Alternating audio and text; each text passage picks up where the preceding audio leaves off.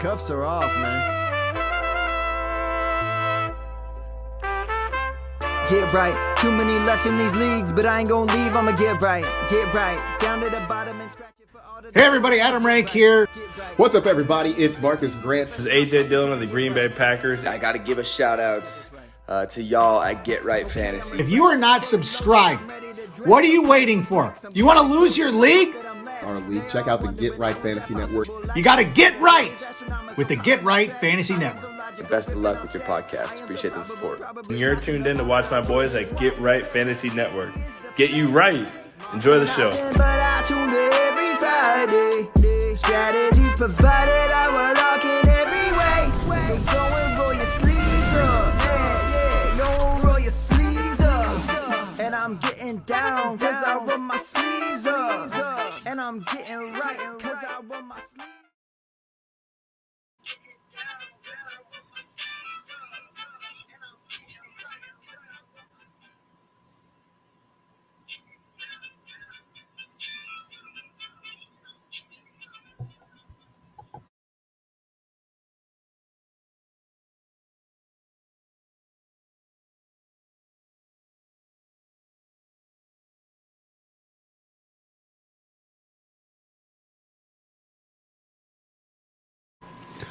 What up?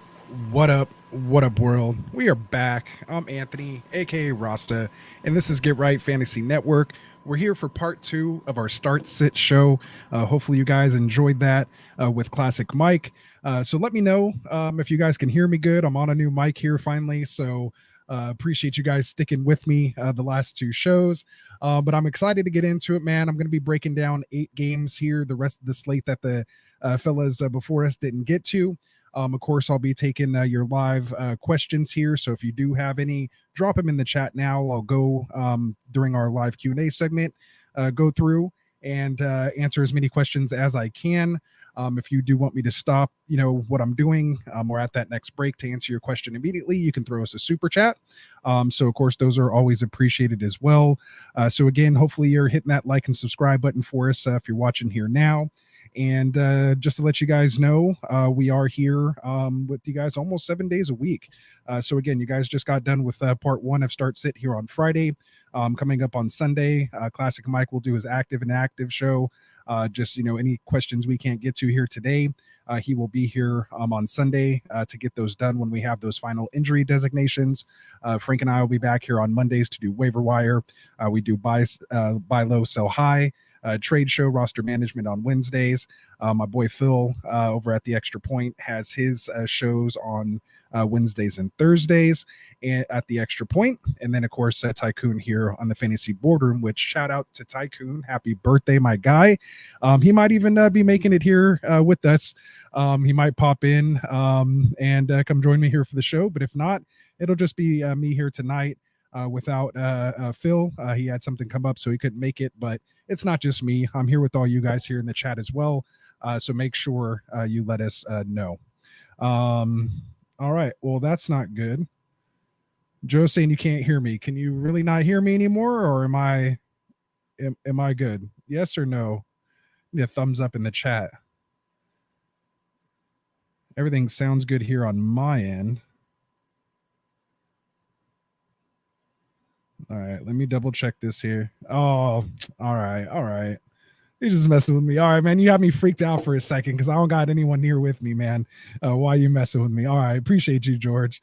Look at you guys. All right, egg on my face, man. But I appreciate it, man. Again, thank you guys all for support, man. This is what we love doing. Getting here to some start sits, man. So without any further ado, let's get into it. We'll break down our first game here on the slate, or at least my first game. And that is going to be... Nope, not that one. That's an old one. Here we go. Eagles, 2-1, coming in to the Buccaneers' house, who are also 2-1. We had this coming in with the Eagles favored by 1.5. With a 42.5 point over under. So that line's been changing a little bit from the original 45. Obviously, we have AJ Brown, dealing with that hamstring injury listed as questionable. We'll see if he gets in the lineup.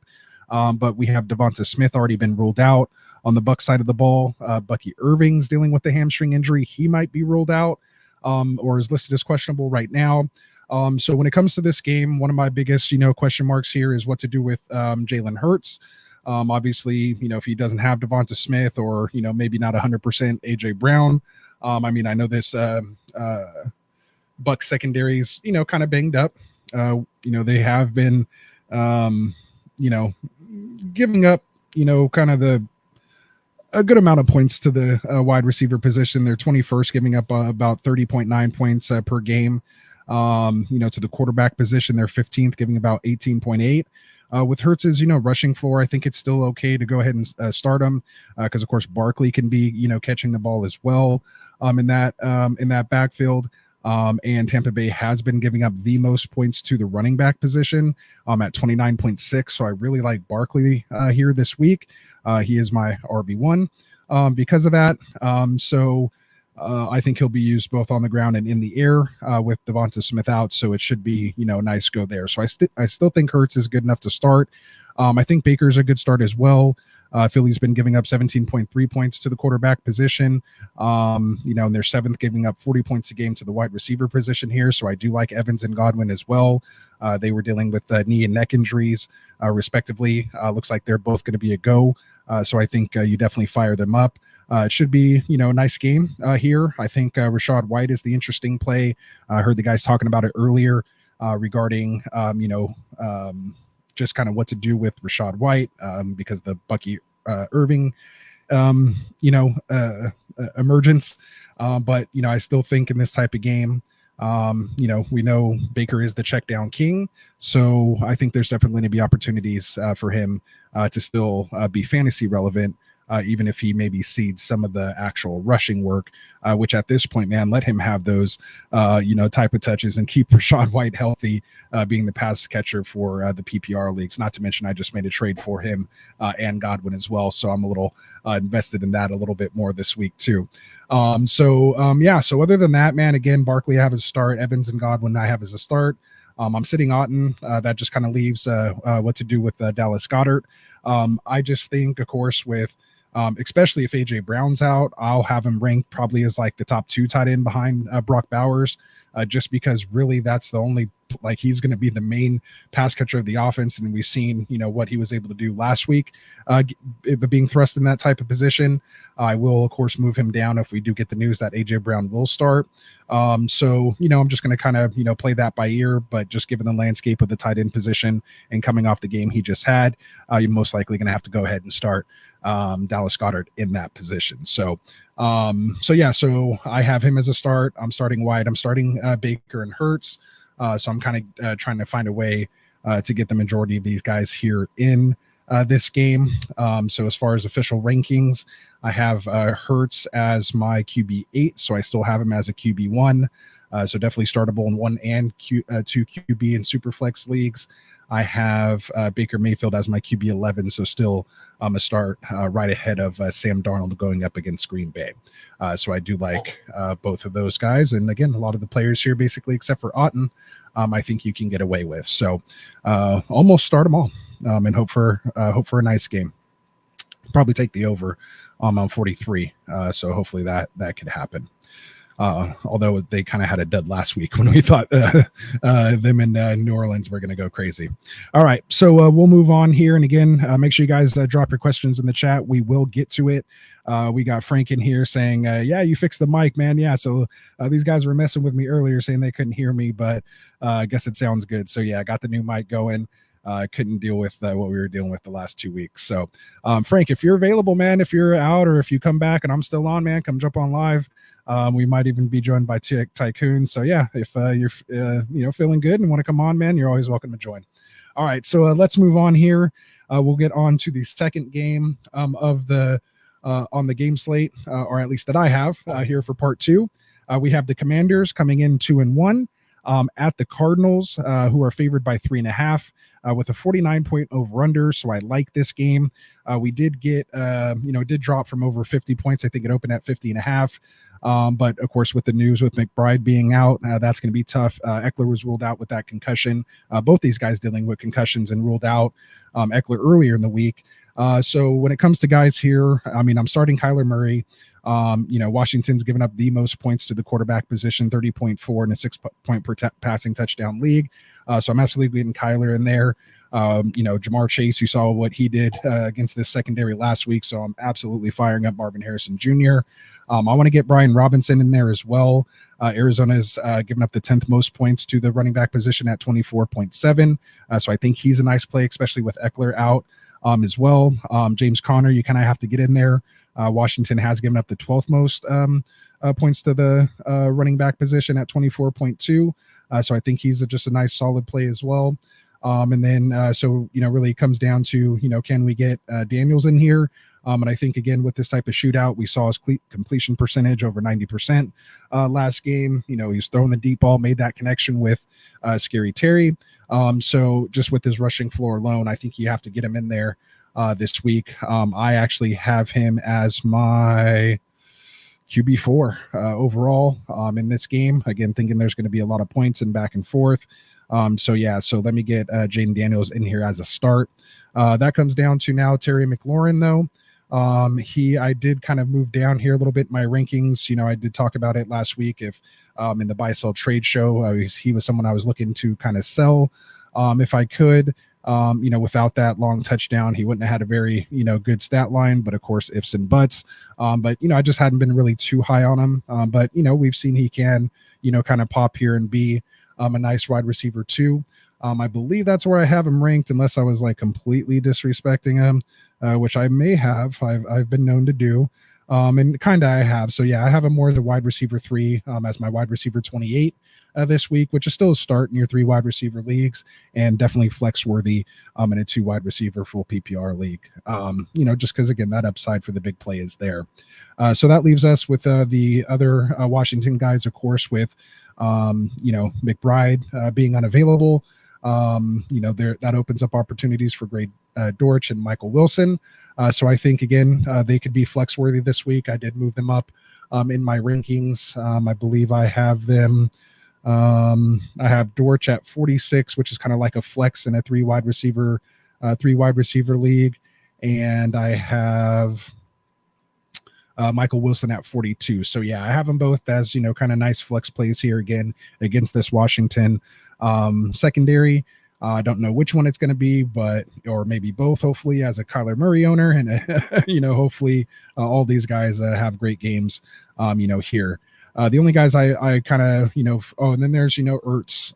I think, again, just given the landscape of the tight end position, you can get Ertz in here if you need to play him. I think he's like, tight end like 5 or 6 overall, just because that's how tight end is right now. But yeah, the other guys I'm sitting, De'Ami Brown, Luke McCaffrey. I mean, I like McCaffrey's usage. I know he's, Frank's guy. Still don't know if he's going to be fantasy relevant yet. So I'd kind of like to sit him, see a little more. But yeah, so there we go. That should wrap up Commanders Cardinals, and we'll move on here. We got Albert saying what's up. So there we go. And again, if you guys have any questions, I know a lot of you guys probably asked them in the first show. You might just be here hanging out. But if you do want my opinion on anything or have any other questions, make sure you drop them in the chat now. I will go back and scroll up to the top and, go back and go through all of the questions here during our Q&A section. If you do want me to get to your question right away, just drop me a little super chat, get my attention, and I will get to it in between games like this. So without any further ado, we will move on to the next game here, which is going to be Patriots at the Niners. Niners are coming in favored by 10.5 in this game with an over-under of 40.5. Debo here is listed as questionable. Looks like George Kittle dealing with his hamstring. He looks like he's going to play. So that, kind of drops down Juwan Jennings for me here in my rankings, but still think he could be a potential play. But with that said, if Kittle's good to go, I'm putting him in my lineup.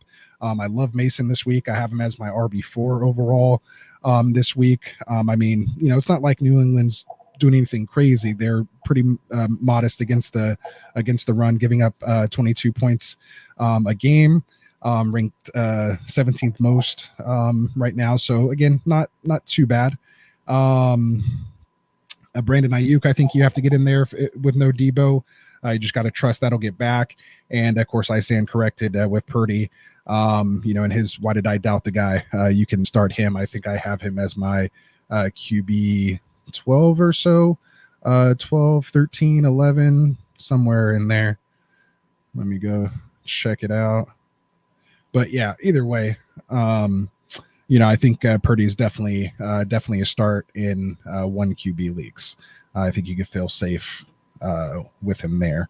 I have him as QB 10, actually, right ahead of Baker Mayfield. So some of the guys, maybe the question here is going to be Ramondre Stevenson. I mean, the Niners, they've kind of been known for their defense, but we haven't been doing that great so far. We've actually given up the 8th most points to the running back position at 25.2 per game. So I think Ramondre, is going to be someone you can play. If things do get out of hand, you could look towards, Antonio Gibson. We don't know what really kind of went on last week with Stevenson, sitting out, dealing with that, I think, thumb injury or whatever, but seems to be a go now. So again, just given the landscape of the running back position, Stevenson, of course, I have, higher than Gibson, of course. But I think, Gibson could be potentially flexible, just again, depending on, how your lineups have survived so far here, this week. So it is a little tough. So with that said, I did mention Juwan Jennings earlier. I think you have to, get him in your lineups here this week if Debo's out. He's obviously shown, what he could potentially do. I mean, it's not, always going to be repeatable. But I have him here, at wide receiver 26, ahead of guys like Brian Thomas Jr., Terry McLaurin, and George Pickens. The Patriots have given up the 6th most points to the wide receiver position at 40.1 points per game to the opposing wide receiving core.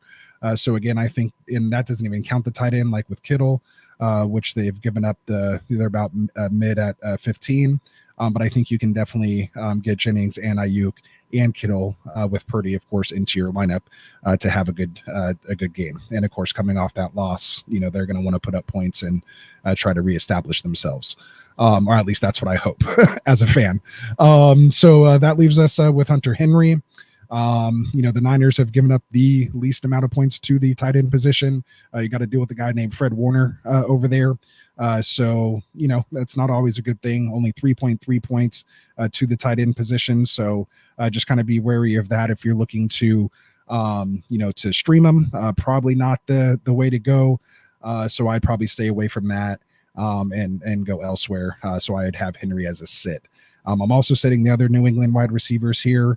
I mean, the Niners, again, aren't that much better than New England. They've given up the 9th most points to the wide receiver position at 37.1. So we could be had there.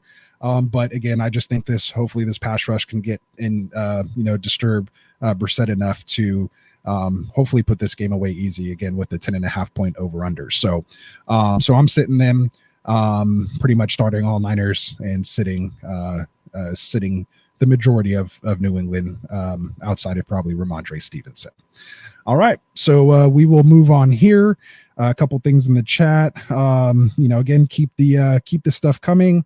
Appreciate that. Anonymous Gaming says, loving this channel, man. We love you. I appreciate you liking and subscribing and coming in here and giving us your time. That's the thing that is the hardest thing to give. Is your time. So really appreciate the time you guys spend here with us, man. It's always a blast seeing you guys come back. And then of course, loving the new names as we continue to grow here the channel. It's been an awesome ride. Joe says, bro, that mic is sweet. Sounded killer in my truck. So right on, man. I hope this is a lot better than Robo Rasta. Hopefully Robo Rasta here is no more, no mas anymore, man. So yeah. So again, Joe, I see your guy here. I got your question there, Prettier Stroud in the Guillotine League. We'll get to that. Isaac Cedillo, I see your question there. Pickens or Diggs. We'll get to that as well during the Q&A section. If you guys want me to get to your question right away, just drop me a super chat. If not, it will be in the Q&A section later once I get through all the games. So hang out, stick around with us. We'll preview the game. I might even get to it, if I'm previewing your game. And then we'll kind of, just see how it rides it out. But I'll definitely answer as many questions as I can. So let's do it. Let's move on here to the next game. We're going to go Chiefs, who are favored here by 7, going up against the Los Angeles Chargers. 40-point over-under on this one. Kansas City, should come in and pretty much dominate this game pretty easy. I don't know why Niners are favored by 10.5, especially the way the Patriots defense has kind of been, playing. And, as far as the numbers and betting odds and stuff go, I'm not sure if they've covered and all that. I'm not really the betting guy here at Get Right Fantasy. I'm more the fantasy guy. So when it comes to, those odds, it's a little strange that Kansas City over the Chargers here, wouldn't be a little bigger. But with that said, of course, we're starting Mahomes, we're starting Rice, we're starting Kelsey. There's no way around that. Then it comes down to, Xavier Worthy, do we want a piece of that here on the Chiefs side? Obviously great best ball player when you don't have to decide when to play him or not. But in this type of matchup here with the Chargers, being kind of stingy on the ground, but their defense has played, pretty well kind of so far this year, all things considered, trying to play, some more ball control on the other side of the ball. Again, coming in at 2-1 divisional game. You have to be willing to accept either one way or the other if you're starting Worthy. If you drafted him, you knew he's going to be that type of player, to see if we can see that consistency. But we've seen when he can hit home runs, he doesn't need many touches to make an impact on your fantasy team. So again, I think he could potentially be flex worthy, no pun intended. But with that said, I probably have him more so as a sit. But I'm just the kind of guy who, likes just some boom in my lineup. I have him right on that borderline of a wide receiver 3 at my wide receiver 35. And I do actually have him ahead of guys like Addison and Watson, who you guys know I love. But I might actually move them back and just maybe put him at 37 right outside that wide receiver 3, more like a flex play in a 3 wide receiver league. I feel a little more comfortable in that position. So let's talk about the running backs here. In Kansas City, you have Carson Steele coming off a pretty decent game on the ground last week. I don't think it was, as bad as we thought. He didn't get into the end zone, but he did get, 17 carries, did have 72 yards, 4.24 per carry. So not bad at all. Obviously he's better in, non-PPR, although he did see 2 targets and got 1 catch just for 2 yards. But it's at least he got that look, or, that at least attempted to throw to him just to not be completely predictable when it comes to, putting a running back out there. You got to still kind of lead those guys out every once in a while. If you guys remember, even when Chiefs Baltimore, like one of the second or third plays in their game script was like a little flare out, to Derrick Henry to just kind of show everybody on national TV, like, no, we're going to throw to him as well. And then I think Justice Hill proceeded to play like 5 or 6 more snaps and out snap him in the first, 13 plays of that game. But that's neither here nor there. I digress. So Carson Steele, again, you want him to get in the end zone. Will he get there? I don't know. They don't absolutely need him in order to get in the end zone. So that's the thing that's a little bit of a worry. So again, I have him out there as a low end, potential flex, or again, just with some of the situations you're in, if you have to put him as your RB2, I'm comfortable doing that. Chargers have given up the 20.8 points to the running back position, 21st, so fairly good against the run. So I don't know. Not someone I'm screaming to go get, but at the same time, it's not like I'm completely fading him either.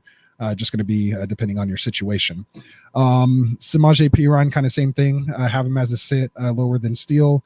And I just think, you have to really be in a tough situation to get Perine in there.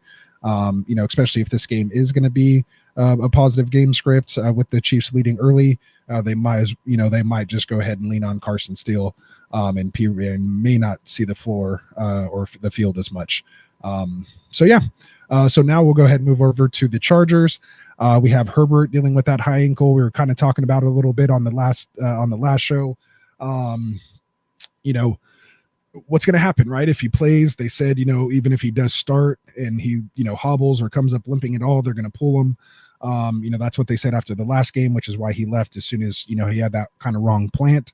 They do have the bye week after this, so I'm sure a lot of people are just like, why not just sit him this game, give him 2 weeks to rest and just, be healthy. It's Kansas City anyway. So what really are your odds of winning this game? Even if you play, why set your franchise quarterback back? So again, these are the decisions that are, could be Harbaugh's job, and his job may be on the line anyway. Who knows what their expectation is in that building? Again, they're off to a 2-1 start. Why not hit the bye week at 2-2 with your quarterback, resting up?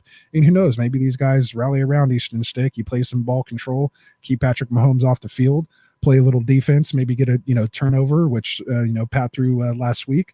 And, maybe you can stay close enough in this game and make something happen, without playing Herbert. I mean, I doubt it, but, I wouldn't want to risk like the rest of the year, especially with the divisional, opponent like this. Just kind of, I would like to heal up. But again, I always respect guys that want to go out there and play. This is what they want to do. I know when I played, it was going to be so hard to keep me off the field. I don't care if I felt like I was, 95%. No offense to the people playing behind me, but, as a starter, you're like, me at 75% is better than the second string guy. So, if you guys in the chat know what I'm talking about there, let me know. But, you always just feel, if you're that type of guy, you always just feel even a less value of me is still better than whoever my backup is. And then not only that, you just don't want your backup to come in to be able to even give them that opportunity to pop. You're wanting to keep that spot. So anyway, I digress. I don't have anyone here to talk to except for myself here tonight and you guys here in the chat. So keep it coming, man. We'll see what happens. So, all right. So let's finish off the Chargers here. That was enough about Herbert. If he plays, I'm kind of staying away from him just overall.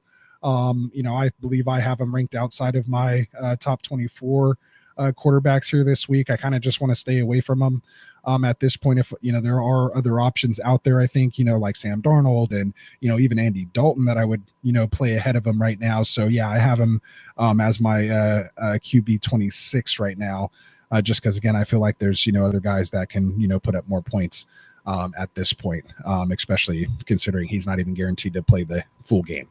Or at a higher risk of not playing a full game. Anyone could do that. So let's see who else we got. J.K. Dobbins. J.K. Dobbins going up against this stingy Kansas City defense. They've are 29th against the run, only giving up 15.8 points on the ground. But again, if everyone's hurt and everything, and there's if Herbert's out, it'll probably be Dobbins. Stick will probably just check down to him like 13 times. He'll probably have like 8 catches for 27 yards, and then maybe he scores a touchdown on the ground or even in the air in some garbage time. And I can see it happen.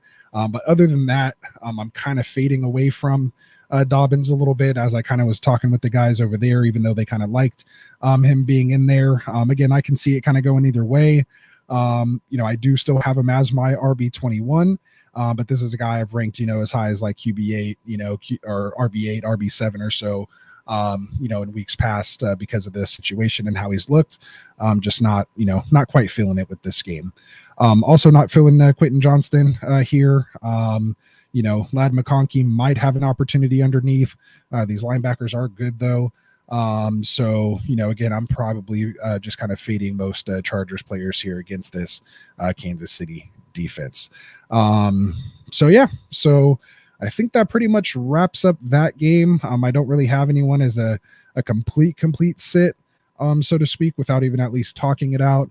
But yeah, I think I covered everyone in that game. So just let me know if I didn't. All right. So Frank says, was it the mic? I mean, I don't think it was. I actually think it was my dongle, but I figured out how to or I think because of the update on my computer, I actually got my webcam wireless to work again, and so I'm actually plugged directly into the computer, because even the new mic with my previous setup into my phone wasn't working. It still had that robot sound, so it was actually I think it's actually the connection to the port on my phone. So anyway, not that you guys, I could have just text Frank that myself, but hey, why not? We'll tell him here over the air. All right, Dangerous Toys, I see in the chat there. Joe Kingsley, we see your guys' chats. We will get to it during our live Q&A section once I get through with these start sit breakdowns here. If you do want your question read right away, you can throw me a super chat and I will get to it in between with, like right now. If we had one, we'd be putting it up and answering it. Otherwise, we will continue to move on. Of course, before I do, though, I have to tell you guys about our boys over here who make this happen. Love our partnership with Underdog Fantasy. Underdog, they're known for their best ball drafting, of course, off season, leading up to the season. There's no waivers, no trades, no setting your lineup. You just draft the team, set it and forget it. Of course, a ton of strategy and things. And of course, we go over that here with the channel to do it. But the best thing to do is, I really love their pick'em contest right now too. We're just picking higher or lower on certain things. They actually have a Patrick Mahomes free pick right now, site wide. For higher or lower, a half a total passing yard. So it's basically a free pick. And so, yeah, so make sure you guys go check out Underdog, download the app, go to the website, underdogfantasy.com. And when you do, and you make your first deposit, use that promo code GetRight, man. You will get $1,000 deposit match, 50% up to that $1,000 in bonus cash when you use that promo code. So go check it out now. I think I only got like 100 was the max when I did it. So I would have loved to got $1,000 free dollars on them. So go check them out, man. And again, use that promo code GetRight. All right, so we will move on here. And Husky Dad, I see your question there. We'll get to it during our Q&A section. If you do want it or need me to answer it right away and go back and forth, you can shoot me a super chat. If not, I will get to it. It'll just be at the later part of the show. If you do have to leave for whatever reason, just come back, watch it later. I will have the timestamps in there. Just go to the Q&A section and you can, just listen for your question to be answered there on the recording. So I will move on here. So the next game that I have on my slate here is going to be the Cleveland Browns, who are favored by 2, visiting the Las Vegas Raiders with a over-under of only 36.5 points in this one. Raiders and Browns coming in both 1-2. Again, wait, are the Browns favored? Oh, it must have switched because I think when I did this show sheet, it was Vegas by 1.5. But now it looks like Browns -2. It sure is. So obviously the news with Devontae Adams being out and then Max Crosby being ruled out. Adams dealing with a hamstring. Looks like it I don't know why, or it did flip the line. I'm looking at the wrong place. Flip the line to Browns favored by 2 in the Raiders' house. So that's almost like 5 if they were on a neutral field. So again, 36.5 point over under on this one. I'm starting Amari Cooper in this one. I think Bowers is a smash play this week. I was chatting with the boys. I really like Ford this week. Even with Foreman kind of getting those carries, I think it subsided. He didn't see as much, this last week like he did week 2. I think they might have tried something and realized, no, we need to give Ford the ball. So I hope to continue to see that going. Vegas has given up the 3rd most points to the running back position at 29.1. So I'm hoping, Foreman can have a little bit of that, but let Ford, be used, in a nice fashion, and hopefully he gets in the end zone here against the Raiders. We saw what Derrick Henry did to him last week. So, I'm not saying Ford's Henry, but let's try to get, let's try to get a performance like that. So yeah, those are the guys I have as my must starts. The guys I'm sitting in this game, I don't want anything to do with Zamir White with his usage. I do have Foreman as a sit. I'm sure you have better options there. I'm not chasing, anything there or potential usage. I think there's definitely better options out there. And then someone like Gardner Minshew, with Cleveland giving up only the 21st most points, only 16.7 to the position so far. Tough secondary. Myles Garrett looks like he will be active. And then with them not having Crosby on the other side, could be a long day for Minshew if they do get up and have to just drop back and pass and feel the wrath of Myles Garrett. So that could be a very long day. What to do with Deshaun Watson, because Vegas is giving up the 8th most points to the quarterback position at 20.4. I have him, I think, as a QB2 right now. I don't have him in my top 12, but I think, in super flex leagues, you can find a way to get him in there. If you're in a pinch, but you have guys maybe like Love and, things like that are coming back this week. I have Deshaun down as my QB 22. Jacoby Myers. So with Adams being out, I was just talking with the fellas here. Cleveland has given up the 14th most points to the wide receiver position, even though they have, 2 nice cornerbacks over there in Newsome and Ward. But we've seen 32 points be on average be put up here, so maybe there could be an opportunity. Myers should see a ton of targets. Him and Bowers is really going to be where this concentration of targets, I believe, should and will be. Maybe Addison gets worked in there from passing game standpoint, possibly, but for the most part, I think it is going to be concentrated between those two. So I'd like to see that potentially happen there. Jerry Jeudy, he could be a sneaky play. I think I have him as like a flex in a 3 wide receiver league right now. He's done, pretty well so far. But I think he's still just kind of more of a stash. It might be more of a bye week type play. Again, just depending on your situation. So let me know if I'm frozen on your guys' side. Looks like it's frozen here on my side. I might need to refresh my video really quick here. Hopefully you guys can still hear me at least. And at least I'm not making too bad of a face. So let me try to get this thing reconnected. All right, so I think I'm moving again. So let me know. That's the one bad part about the wireless connection. So just let me know if we're still good. At least you guys can still hear me. All right, good stuff. Appreciate you, Joe. It's like having a producer in the chat, man. I got to make you a moderator, man. I got to figure out how to do that. So I got you, man. I'll hook you up. All right, so let's see. Even though you were messing with me earlier, but I'll take it. All right, so who else do we got in here? Where do we leave off? Trey Tucker. So he could be a potential big play guy here. Cleveland's not usually known for giving up the big play, but we've seen him be able to make that happen. So he could be a sneaky little start. And then Madison again, maybe as a flex, type situation. I don't know. Maybe it works, maybe it doesn't. But I'm kind of sitting him as well. And then Atkins with Njoku being ruled out. He had a decent game last game, not bad for a spot start.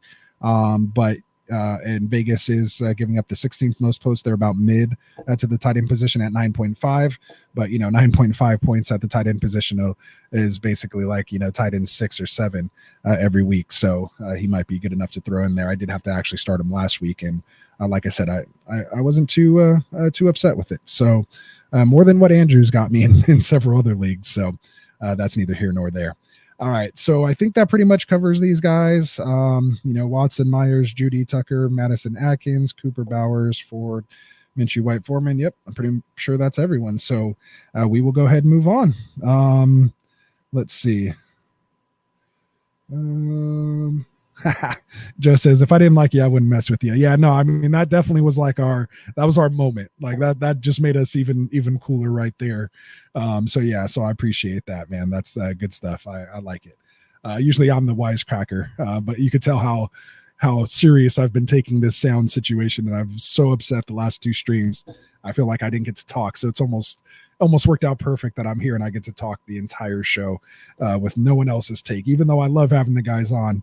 But it is funny just being able to say everything, and it's unchallenged and no one else to throw to. So it's a little weird, but yeah, I'll make it happen with you guys.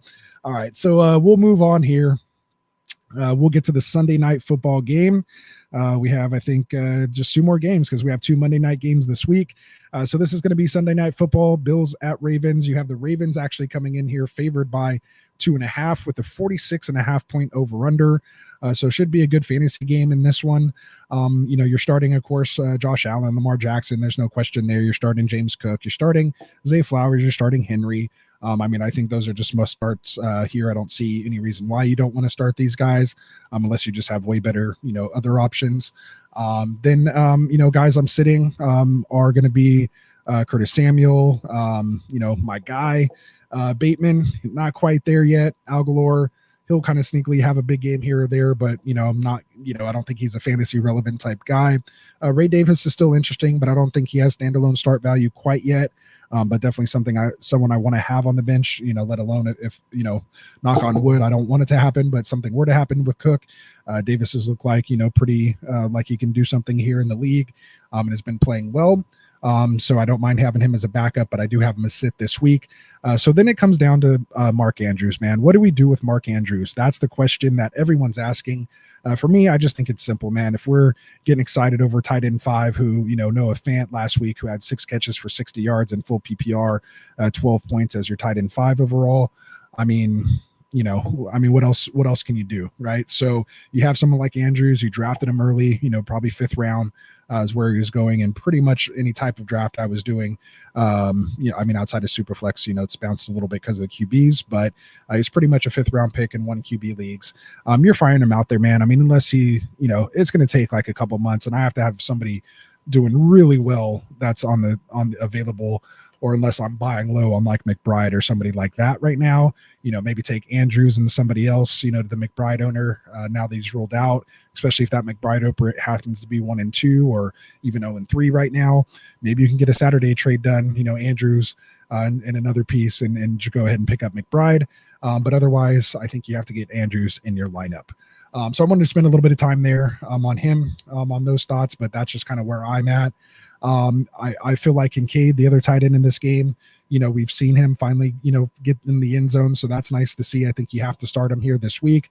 I do like starting Khalil Shakir. I think he's, I have him in several leagues as a flex in several places, him and Coleman actually. And I think just with their upside being attached to Josh Allen, Coleman was able to score, a touchdown as well. So it's nice to see maybe that connection is forming. I didn't expect him to just come out and be Steph Diggs, right away. But, he's definitely somebody I'm holding and trying to see what can, potentially flourish and see that connection grow week over week and see who starts to command targets in this offense, especially with Josh Allen, opening up and showing, hey, I'm still going to be able to throw the ball. That whole James Cook thing was just that's going to happen. Like we could do that too, but like you still got to worry about me as well. So I think it was a great game plan, that they did. And I just wish Josh Allen would have done that the week before. I might still be playing in the Guillotine League myself. Congrats to the guy who I think bid 501 and got Allen when he was on the wire when I was knocked out. That's the guys I'm talking about. Pretty much sums up the rest of that game for me. Again, starting Allen, Lamar, Henry, Cook, and Flowers, and again benching Samuel, Bateman, Algalore, and Ray Davis. So we will move on here. Again, if you have any questions, drop them in the chat. I know a lot of you guys probably asked your questions last show, but if you do want my take on it, you can drop them here as well. If not, we could just hang out here. We'll finish up these games and have a good rest of your Friday evening. So let's get into Titans, who are favored here 1.5 at the Dolphins, which at a 36.5 point over just kind of shows you the state of the Dolphins right now with this Tua injury. Just, of course, tough to see right now. Of course, Thompson dealing with the rib injuries, Snoop Huntley, the backup for Lamar Jackson for a few years is here now. They signed him. Could be him. Maybe it's Tim Boyle. Maybe it's Skylar Thompson. We have no idea. And it's a Monday night game. So, we haven't got full word on it. I don't even have word if, Mosher, who's been dealing with that chest, he was limited here on Friday, still listed as questionable. They will have their final practice tomorrow, again, since it's the Monday game, and we'll find out more, on both of these guys, and hopefully they announce who the starter is going to be. And then we can maybe make some decision on these guys. So I think for this game specifically, you're probably going to have to come back with us Sunday morning when Classic Mike's doing his active and active list, because we're going to need to see who is active, who's not active, and then how that might affect your lineups on the main slate on Sunday. And then compared to who you want to start, or maybe take the chance with on Friday. So, of course, that does bring us to guys like Tyreek Hill and Jalen Waddle, probably the two people we've been asked about most this week. What do we do with these guys? We thought Tyreek Hill was going to be quarterback proof.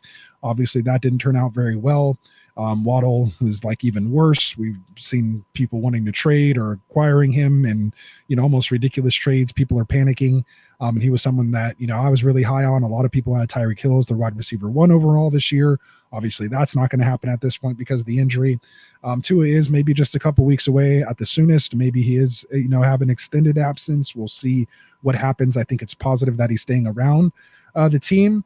But with all that said, when it comes down to starting and sitting these guys, I actually have Tyreek Hill down here. I couldn't be too disrespectful, but I do have him as my wide receiver 23. Waddle, I had to go a little lower as my wide receiver 38, pushing him into a flex, in a 3 wide receiver, where normally he's just a set and forget wide receiver 2. With weekly wide receiver, top 12 potential finish. But yeah, so that's what the quarterback bump has done to me. I think McDaniel, if anyone can scheme some, easy touches for these guys, get them more involved. And I think that's what they said, after the game.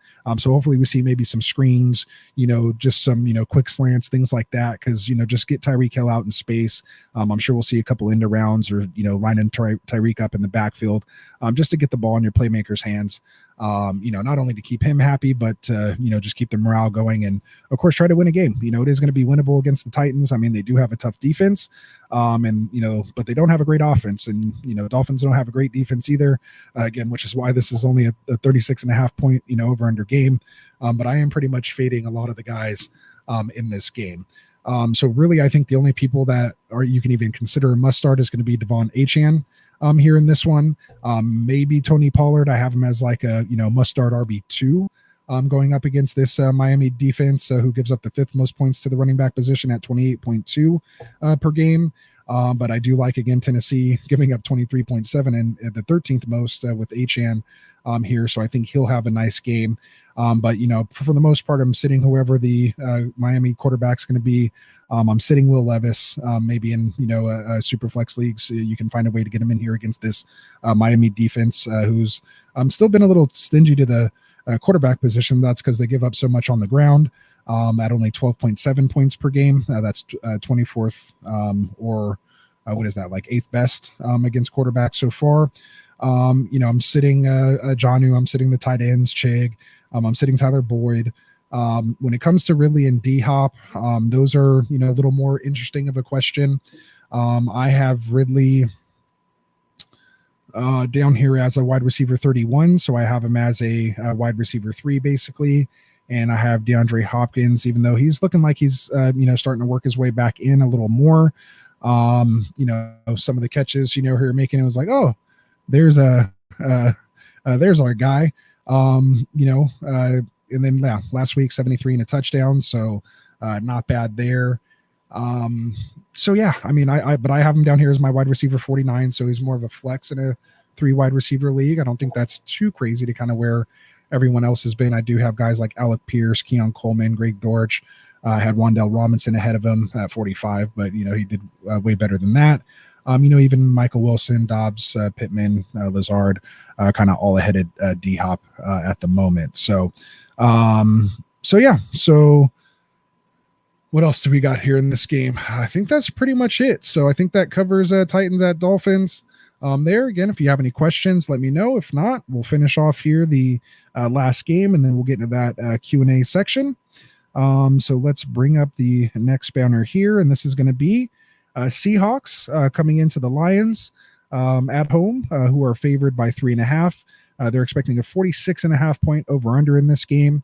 We have, of course, looks like Sam Laporta. Good news on him. He was practicing full this week, dealing with that low ankle injury. Looks like he'll probably be a go. So that's going to be good news there. Then you have Ken Walker dealing with that oblique injury, missed the last 2 games. He was technically limited, is listed as questionable. Haven't quite heard one way or the other which way he's leaning. As of now, I don't have him as a start. I would have felt more comfortable if he was actually upgraded to a full practice today instead of limited. But I don't think he would need to log a full practice in order to play on Sunday. But with the way that, Charbonnet's been playing and going up against this Detroit defense, who has given up the least amount of points to the running back position at only 8.8, why rush Ken Walker out there if you don't have to? So I would still just ride Charbonnet for one more week and really let Walker heal up. Who else do we have here? My must starts are Gibbs, David Montgomery. You're getting those guys in your lineups. I love Metcalf this week. Even though, Detroit's given up the second most points to the wide receiver position at 44.9. So I do like JSN and Lockett. I couldn't tell you which one, but I think at least one of those guys, if not all 3, could have good games this week. Going up against this secondary, and of course being in a potential shootout with what the offensive Detroit is capable of as well. So again, I think you want a piece of that. You're obviously starting Amon-Ra St. Brown. We're not getting cute here. So make sure he's in your lineups, even though Seattle's given up the second least amount of points, ranked 31st. 19.2 only to the position, again, compared to Detroit's 44. But that's not scaring me off of Amon-Ra St. Brown. But that does have you question, or what do you do with Jamison Williamson? So for him, I still think he's worth starting. I have him as my wide receiver 22. Again, I just think it could be a potential shootout here. And these, cornerbacks, with Seattle, I think they're a little, I think they're, oh, snap. What's up, man? I see you in here. Get in when you're ready. But yeah, so, or are you in here? How come I can hear you even though you're not on there? That's weird. I'm here. I heard you even before that, though. Oh, it's because I got to switch over the microphone. Sorry, there's only 2. Oh, you're good. You're good. All right, cool. Well, we're just kind of getting in here into this last game. But yeah, I was talking about Jamison Williamson. So what are we doing with him? So again, like I said, I have him as my wide receiver 22. Again, these aren't DVOA stats. It's just who they've played so far. And I just think, JMO can, it only takes one play for him to hit the lineup, and he's been playing pretty consistent. So again, at home in that dome with Jared Goff and them wanting to get a win here to go to 3-1. And because I don't like to see chickens be in first place in our division either, I need the Lions to pull off this win here. So I'm rooting for the Lions in this one as well. So get those nail biters. We're getting back into it this week, dude. The division's going to flip flop right here this week. They're going down, and we're going to get a good win, and it's going to be trending up. For sure. I really hope so, man. I really hope so. So so the only other guys I have left to kind of talk about this one is are the 2 quarterbacks, Goff and Smith. Since I've been talking this whole time, and if you're ready, I'll throw it over to you, at least for these guys. Where do you got Goff and Geno ranked this week? I actually like both of them, and obviously in Superflex you're starting both of them, but I think in single there's just some guys I don't like this week, so I think you're hoping for points. You're like I was hearing you earlier, like you're hoping for a shootout. There's shootout potential. They're in the dome. I think you can give them both a go. Geno's probably the less strong play. 15 points would be a good day, right? 15 to 18 points, you're satisfied. But I do think Goff can get in the middle of that QB1, back end QB1 if the Lions go for it. I mean, the one thing I like about the Lions, man, we haven't talked about it. They haven't gotten going yet. You know what I mean? Amon-Ra's bounced back. Jameson's had great weeks, but as an offense from an NFL perspective, there's been some good fantasy weeks. But the Lions, for what they can produce, both for fantasy and good football, that's what I'm excited to see. Exactly. Yeah, they haven't. I don't think they've peaked. Goff hasn't even had really a good game yet. He hasn't been startable in one quarterback. If it's your only guy, then sure. But if you have 2 quarterbacks, and a lot of people in one quarterback still do that, yeah, he's not been. They're going to get clicking. It's going to be a good week for them. The Seahawks are going down. Mm-hmm. And it's almost kind of what and I don't think we have this game. I think they had it on part one, the Jacksonville game, and everyone kind of freaking out on ETN. I'm like, the offense hasn't done shit. You called it. You said they're not going to be good. With all that said, like ETN is still RB22. Like maybe he's not the low end RB1 that you drafted him for, but given the escape of the running back position right now, like who are you really trading him, for really, at this point, or who are you trying to really start, over him? I mean, obviously there's certain guys you'll start over, and I actually dropped him a little bit compared to where I kind of normally have him in a certain range every week. But just things like that, it's still only 3 games. Like we have such a limited sample size still. Like it's going to take time for these things to happen. Like other people have to get stats too, especially early in the year. And I think that's where guys like Tyler Algier and the Bijan usage, things like that, where they're not just going to come out of the gate full throttle. Like they're just going to kind of ease people in, especially with all the injuries they're seeing. They're not just going to go give somebody 30 carries, but once the season gets rolling and, we're in here and they start positioning for playoffs and things like that, like that's when the stars are going to emerge. They're going to be fully into the season. And that's when we're going to see these points just start, I think, piling on. So at least that's what I'm hoping for, at least as a fantasy football player. Yeah, I mean, I think we all are. At the end of the day, it takes time. Like, I mean, we talk about it sometimes too. Like we've even mentioned it on this show, but like these first couple weeks, a lot of these guys don't play in preseason. Right. Like they're slow starters. You got to get them time. Like everyone's the same kind of thing we were talking about last week with the Bengals, right? Like Joe Burrow, everyone's panicking on Joe Burrow. Everyone's panicking on Jamar Chase. They played fucking awesome last weekend. They did exactly what you drafted them to do. They were top producers at each of their respective positions. And I love T. Higgins this week. I'm in on T. Higgins this week. I think this is the Bengals season. So I think they go on the road and win this game. So hey, you just got to give something. My point being is like all these, no, 100%. No, they have to. Zach Taylor's going to be looking for a job, man. He's going to be fine at Starbucks. He might even fly and not even make it back on the plane home. Like he might have to be on Southwest with me. Yeah, that's not where you're. Yeah, at least they let you pick your own seat though. So you got that. Get in line early. Get that boarding pass. Yeah, and checking those free 2 bags. But yeah, I just think from like a fantasy perspective, for sure. I just think from a fantasy perspective, though, like you've got to have some patience. Like my buddy's texting me this week. He's like, Anthony Richardson sucks. And I was like, maybe he does. Or maybe he's just going to be that guy that gets you massive spike weeks. And unfortunately, the floor is still pretty low. Like it's not consistent. You're not getting those consistency of the massive spike weeks, but you can still get. Anyway, I think you got to give these guys some time to just get themselves fit, get themselves up to speed, get going. And then you're absolutely right, Rasta. We're going to see some good weeks ahead for the top guys that we all drafted. Right. And we're already starting to see sputters of it now, and so that's what's even more exciting, because again, sometimes you don't want the guy that gets off to the crazy good start and then they kind of tail off, at the end. You like those guys that are catching fire, at the end, and it always happens, right? It always happens. So yeah, and that's why you got to seek out those trades. When we were saying go get Chase, your window's going to close, especially before that Washington game, and then now he's literally untradeable. If we have time, I know we got a bunch of questions and stuff to get to, but I want to, speaking of Etienne, I wanted to get to it's my own trade question, so maybe we'll do it off camera. But I think if we can do it for the folks, it'd be good. Oh, you want to do it right now? Yeah, let's go. I'm in Q&A section. Let's do it. That was the last game. I mean, you came in right at the end. Yeah, hit it right at an hour. I was like right on. Boom. I was like right there. Solid. Yeah. Well, I wasn't planning. Normally, I'm on this show. Obviously, I just wasn't planning on being here tonight, and I jumped on because I got home and I was like, "Oh, I wonder." Well, because the guys ran an hour late, so that's why I'm even still on.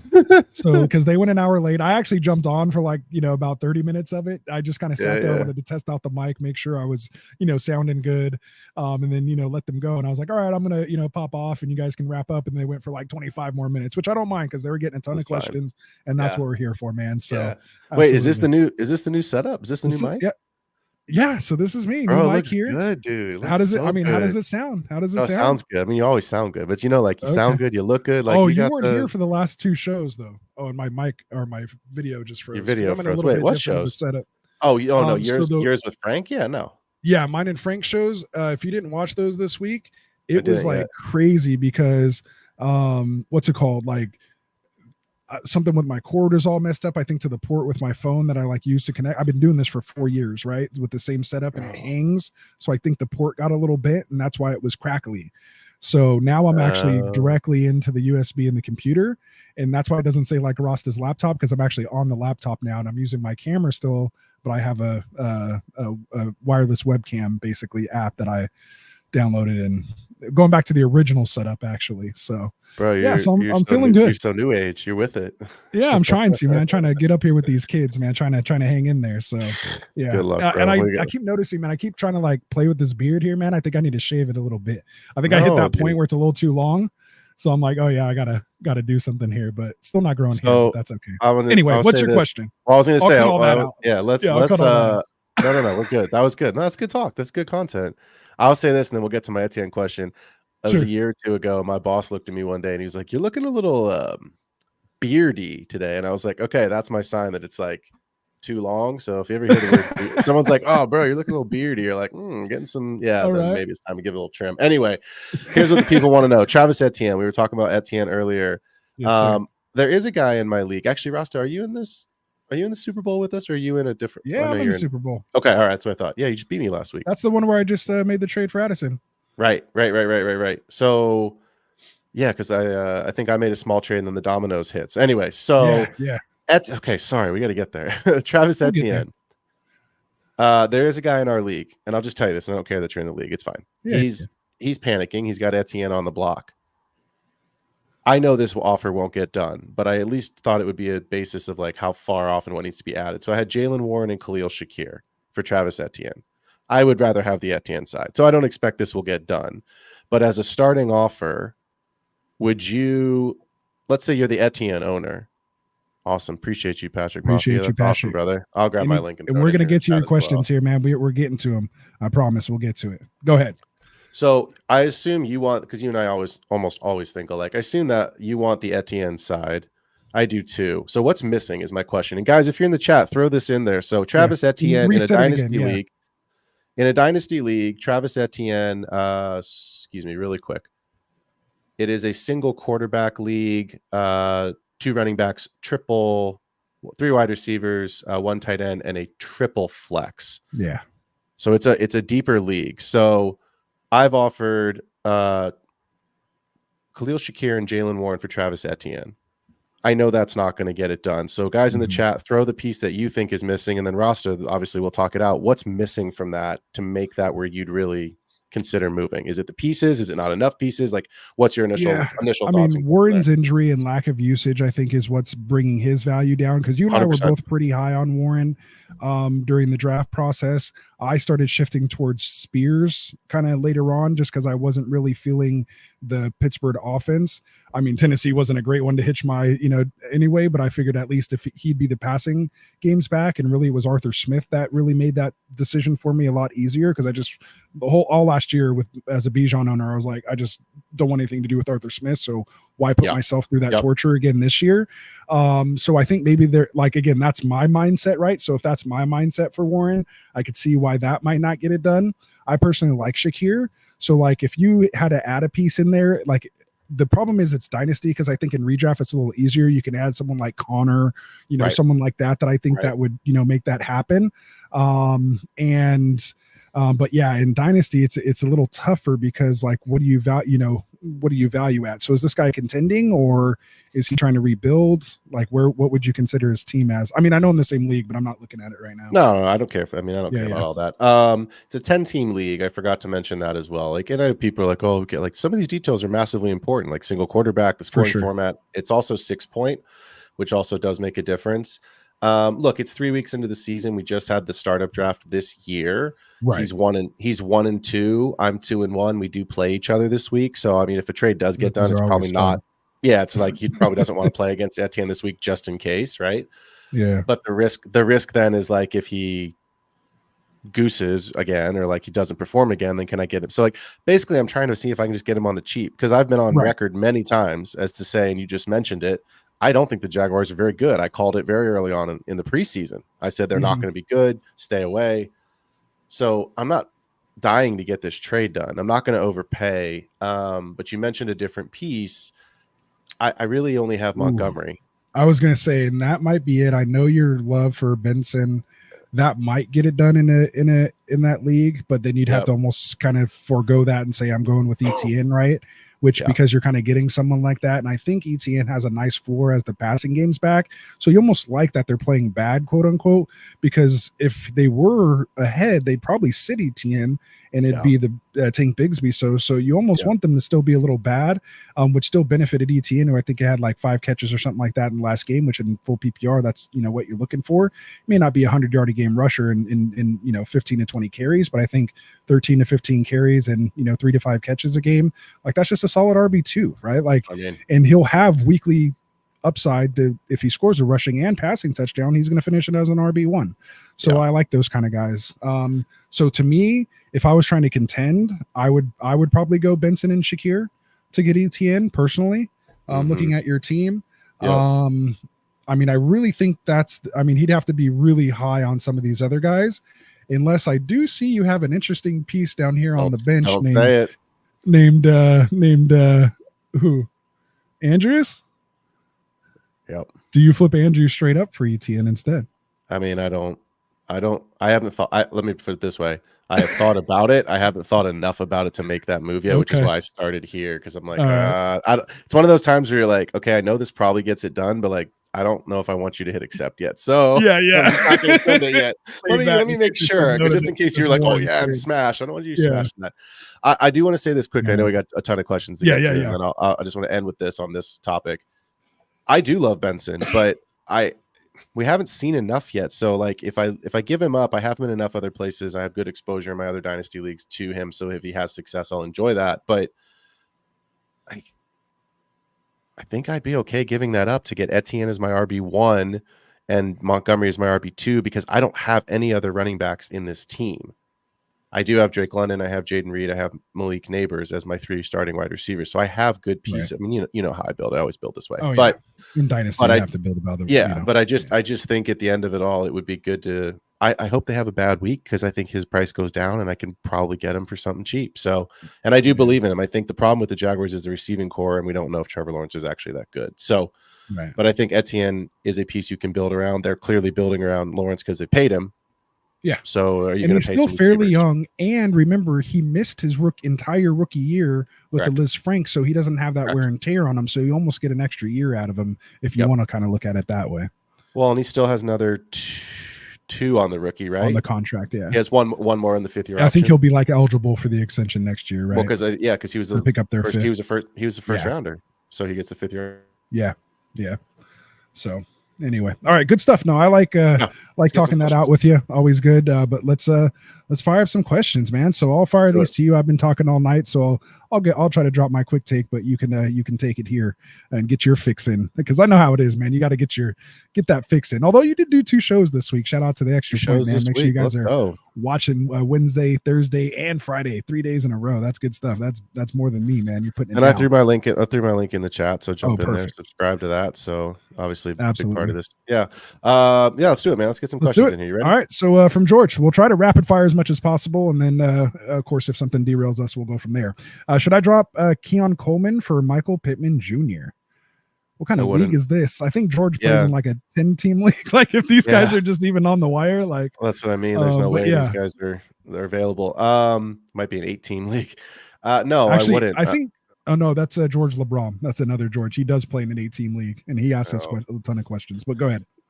I mean, look, at the end of it all, Anthony Richardson's a turnover machine right now. He's playing poorly. I understand his ceiling is the moon, but he's not playing well, which means Pittman's not playing well. Pittman hasn't scored a touchdown yet, and the only problem with Coleman, the 2 obvious problems. Let's just get the goose egg out of the room. That was atrocious, but it's inconsistency. But that's the way Buffalo is. The only consistency is Josh Allen. So. And not even him. Remember, he had an 11-point game. He had a stinky week 2. I think he had it. But you know what? To be fair, that game was a complete mess before Tua got hurt, and it was over the minute Tua got hurt. And Cook had 3 touchdowns. Yeah, and that's what we talked about all summer. It's like, well, if Cook's going to score more touchdowns this season, it means Allen's going to either score less or like not throw them. You know what I mean? So, but anyway, the question: no, you can't play Michael Pittman. I don't think you can start Michael Pittman right now. So no, I would keep Coleman and just deal with some of the inconsistency. Sucks, but it's like Jameson. The spike weeks are good. There's touchdowns in there. Yeah, I'd rather take the unknown with all the information we do have on Pittman in that situation. So I mean, Yeah. Neighbors is wide receiver 1 right now as a rookie. Again, you've got another impact player. Coleman could finish as a wide receiver 2 this season. He really could. Could be this year's Amon-Ra St. Brown or Christian Watson. You never Maybe. know. Yeah, maybe. Yeah. Especially with who he's attached to. And I think that's the thing. It's who he's That's the attached key. to and the opportunity. There is no one there. And he if can be it. Richardson, look, Pittman's been paid. If Richardson starts showing consistency and turns it around, then there's a different question. But right now, Right. Coleman. All right. Yep. For sure.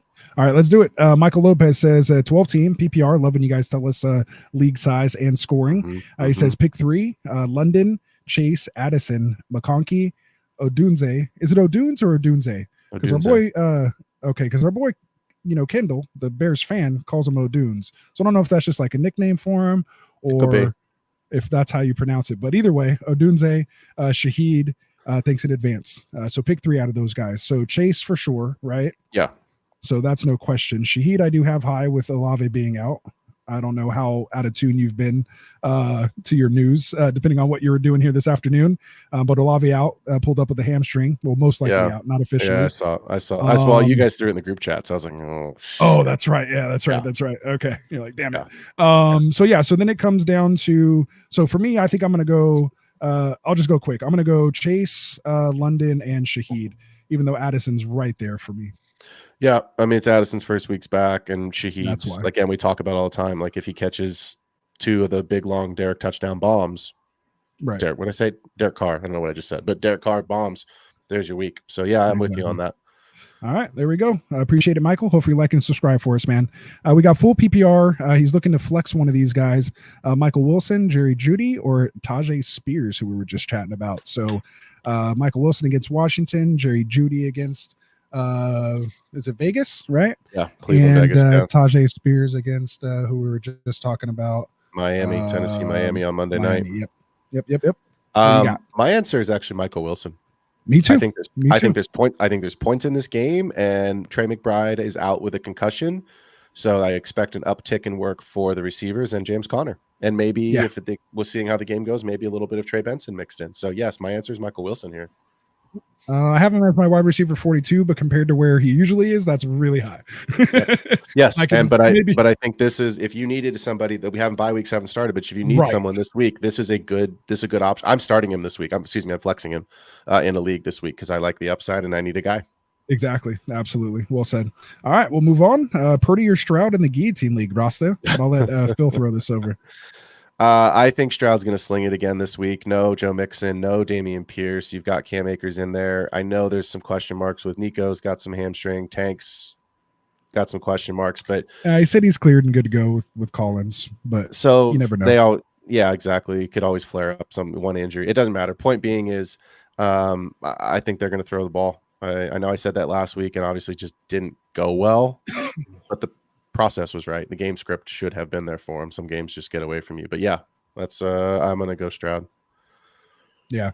Same thing. Jags have been up the third most points to the quarterback position, averaging 25.1. So I'll definitely take Stroud here. I have him as actually my QB4 this week, but I do have Purdy as my QB10. And I mentioned during our San Francisco segment there, which I'm sad that you missed out on, but I did apologize profusely to the bow downness I needed to have for Purdy and lack of respect for him to be able to throw and have a nice fantasy day without all his weapons. So, so I did pay my respects there.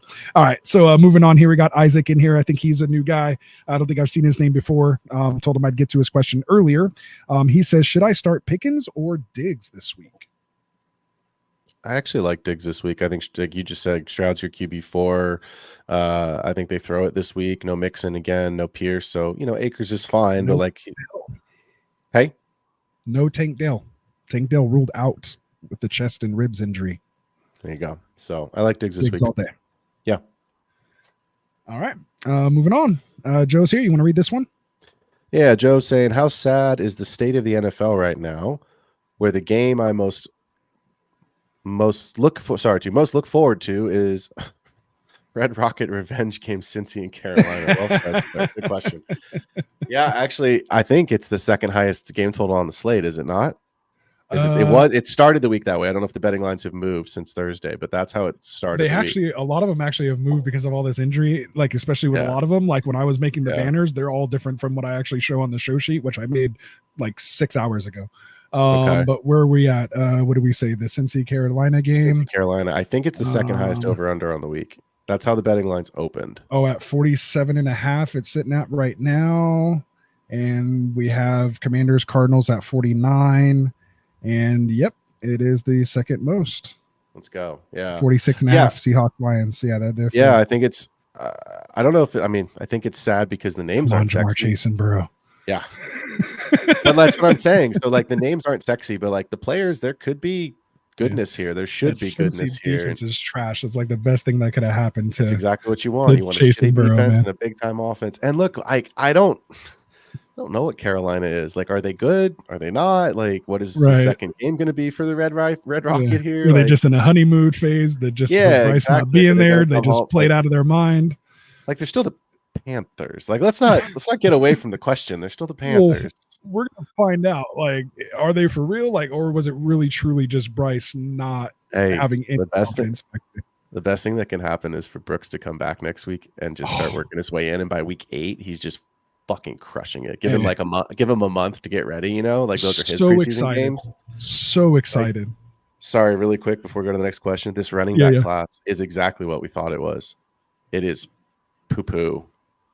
Like he's the only one we haven't seen really yet that we're like, okay, yeah. Because right now Braylon Allen is the RB. I was literally just about to say the only one that looks legit is Allen, and almost like to the point where even with literally like the RB3 overall or 2 really now without McCaffrey being in the picture, even I'm like he's losing work to him. Like that's crazy to me. So yeah it's interesting. Although I feel like it's actually opening up them to use Brees in the passing game a lot more, and of course he's leading the league in targets this year. So I said on my Thursday show last week, I said I took the Brees Hall higher on 5.5 targets. He got 5 targets. I just needed one. So like the process was right. We just missed the bet, but it was 100%. I think 5.5 is a lot. That's a lot. I know. That's like an 80 target. Yeah, that's like an 80 target pace. Yeah, but like that's how they're. It's early, but I do think if Allen continues on this pace and develops, they become a poor man's Gibbs and Monty. You know what I mean? Like, I think they can both coexist. I think there is a role for them. So anyway, let's move on. But good stuff. It's possible. 85. Yeah, you're right. Yeah, I knew it was up there. Quick calculation. All right. I don't know. I need to pull out a calculator. Calculators help. You know. Yeah, exactly. You know, good stuff. All right. So we'll move on here. It wasn't even so much of a question, but a topic that we got to discuss there. So really appreciate that, Joe. Those are just as fun as questions. So here we go. 10 team full PPR. Again, love it. Team and scoring type as PPR QB start Lamar, CJ, or Rodgers. He says he's leaning CJ. What about you? I think I lean that way too. I think there's two sides. Like I know there's two sides to every coin. That's a stupid sentence, but just hear me out for 10 seconds. I can see a path where the Bills just blow them out. I can also see a path where it's a lower scoring game and competitive and Lamar has to run, but I still lean CJ. I just think if you're considering Lamar, you need to consider what you believe is the most likely outcome in the game. And then kind of figure out, like, is this a game where he's going to be chasing points, or is this a game where it's, again, low volume and passing, but, like, he just gets there on the ground? So I still would take the safety of CJ. Back at this point. Yeah. Or, like I said, or the game's just, they get blown out because their defense sucks right now and the Bills are scoring points in bunches. They just dismantle the Jaguars. I know the Jaguars are bad, but you know what Josh Allen's capable of. So it's like, if it's 20, I mean, Ross, if it's 24-3 at halftime. Yeah. And the Bills get another field goal or touchdown. Like Lamar's not playing in the fourth quarter. I don't know. I don't think he would take himself out, especially against that team. Especially after all the talking about how he didn't want to, like, how he was talking all about how people need to step up or need to give it their all and all that. I don't see him coming out of the game that early. There's no way. Especially since he's going to play. Yeah. It's CJ. Fantasy teams. The answer is CJ.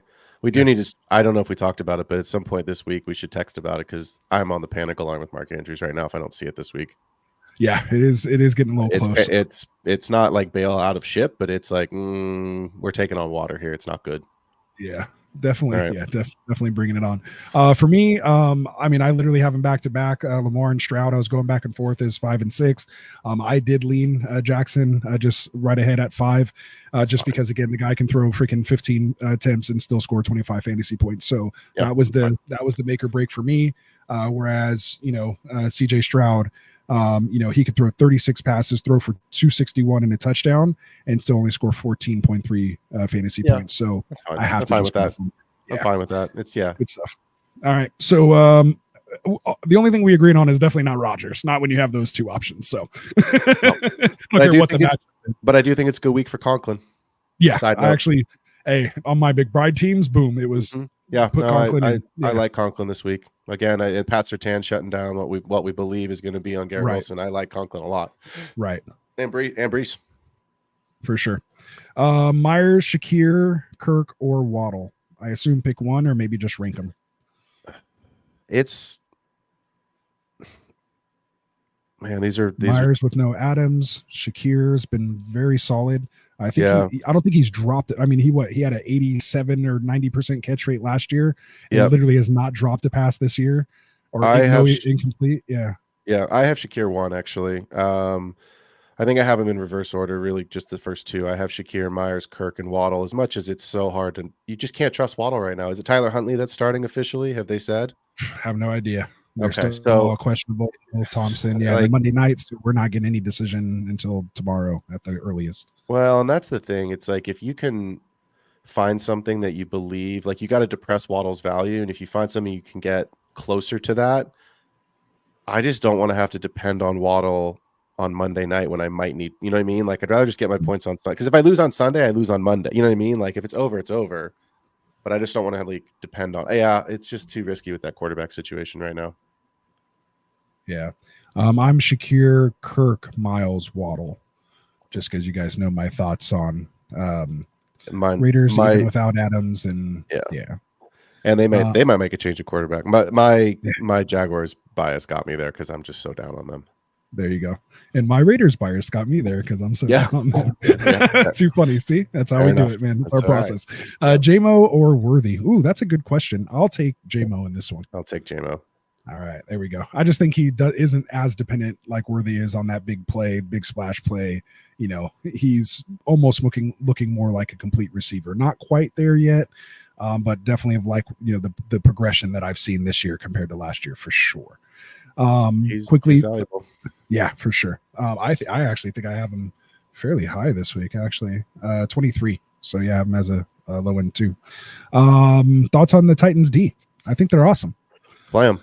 I'm playing them this week. I just picked them up in my only league that has DSTs, and I just picked them up because I just said it. You can't trust Miami, and who knows who the quarterback is. So yeah, get after it. For sure. Yeah, I definitely got them streamed as well. Ayuk or Pickens? He feels like the Niners win this, and we get Brock Purdy 225, 1 touchdown game, and 30 Mason carries. Oh, I would love that. It'd be great. I'm still going to take Ayuk. I'm not going to worry about it. I think Juwan Jennings, whatever, 11 for 12 for what is it, 17? What was it? Some stupid number, 177. 175 and 3 75 touchdowns. and 3. Yeah, the 3 I remembered. But anyway, point being, Ayuk's due. Debo's out again this week. He's not playing. McCaffrey's obviously out. So I still take Ayuk. I think Patriots are tough, but it's a different. I think Shanahan's got a. We're good this week, man. We're good. Yeah, I had him as 10. I actually just going to put Godwin in front of him. I think I did this ranking before I got the Kittle news. I hadn't updated it yet. So I think I'm going to get Godwin, just ahead going up against that Philly secondary. After that, I have guys like Mike Evans also going against that Philly defense. And then Garrett Wilson, who's going to be shadowed, by Pat Surtain. Then I got Deontay Johnson, who I like this week against Cincy. DJ Moore, Cooper. Like, I still don't have Ayuk behind those guys. So I don't know how, but I still have him as wide receiver 11. Like, that's a must start guy. Like, he has to come around here soon. Again, talk about not getting preseason in. So not even not even going to get started on that. All right, we'll move on. Let's go. Najee versus Indy. Ooh, love this, man. RGQ. Hopefully hit that subscribe for us. I love when you put the matchups in there. Makes it real easy. Najee versus Indy or Chuba versus Cincinnati. Give me the Chuba train. Yeah, I was going to say Najee's a plotter, and it's even though Warren's out, like, yeah, I'll take Chuba. Absolutely. I hope that there's more in Panthers than, you know what I mean, like than like a 1 week explosion, because this game should have, if this game has points, it's going to be a fun game. Right. Because Chase and Burrow, I know that's your investment. I've got a lot of investment there too, but like it's just fun when the better players are good. Like, let's do it. And putting up points. Yeah. Yeah. Come For on, sure. Panthers. For sure. Come on, Bengals. Give us a shootout. For sure. Digfi, appreciate you coming out, man. Hopefully hit that subscribe button for us. Told you we get your question here. That was him that actually asked the Ayuk or Pickens question too. Apologize for not getting the name drop in there, but there you go. Pickens breakout. Is he poised for one here soon? And or will it happen this week specifically? Just trying to look up some of Fields' passing metrics. Give me 1 second. That's how I want to answer this. No problem. I have right now Pickens as my wide receiver 29, so I have him as a third wide receiver or a flex in a 2 wide receiver league. Going up against Indy, their defense can be had. Are they big plays susceptible? They've given up 40 points to the wide receiver position. I mean, it could happen. If there's a week, it could happen. What are you thinking? I just think he's getting, I'm looking at the metrics right now. I think that 156, 117, 245 last week. That's his passing yardage totals. So it's just not a high volume, obviously, if it's getting spread out plus the carries. He's only throwing it 20. Yeah, he's throwing it about 25, 26 times a game. So, but Pickens only needs 3 plays. So it's kind of boom bust. You know what I mean? Like you got to if you want to play him, you've just got to live with the reality that if it's not a breakout, you're probably getting 3 for 36. You know what I mean? Like it's not going to be a monster, but he only needs 3 plays to go 3 for 89 and 2. And there's your week. So right. Here's my saving grace on that. Not great. I would play him against Dallas. Sorry, really quickly. No, go ahead. You watched that Thursday game, yeah?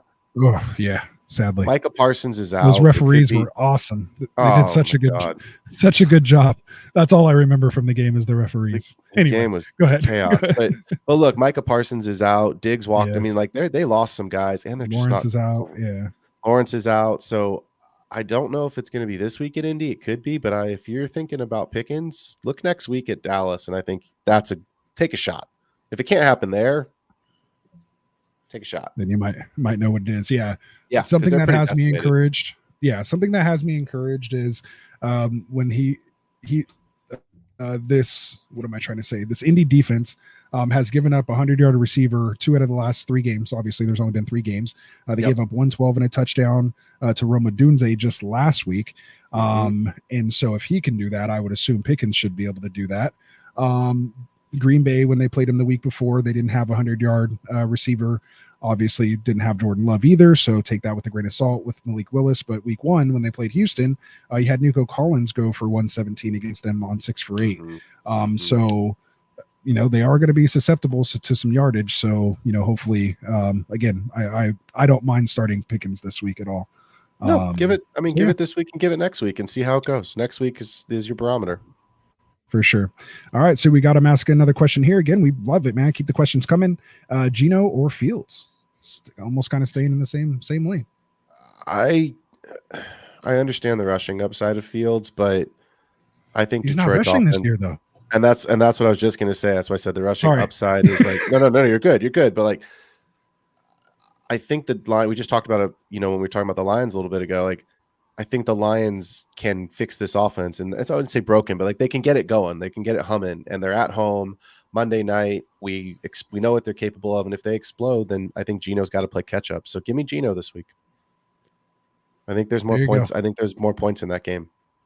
I'm pretty sure I have Geno ahead of him. I just want to look at something here really quick. Geno has 11 carries for 36 yards and a touchdown on the year so far. Fields has 28 carries, so he's carrying it more, but only 90 yards and still has a touchdown. But you'd say for him, like that's nothing. 90 yards in 3 games, that's 30 a game. Like he was easily a 50 to 60 yard a game guy in Chicago. So I've actually liked what I've seen. What's the line on that game? Do you have it in front of you? Yeah, here it is. For 40. For which one? Detroit, Seattle? No, sorry, for the Steelers-Colts game.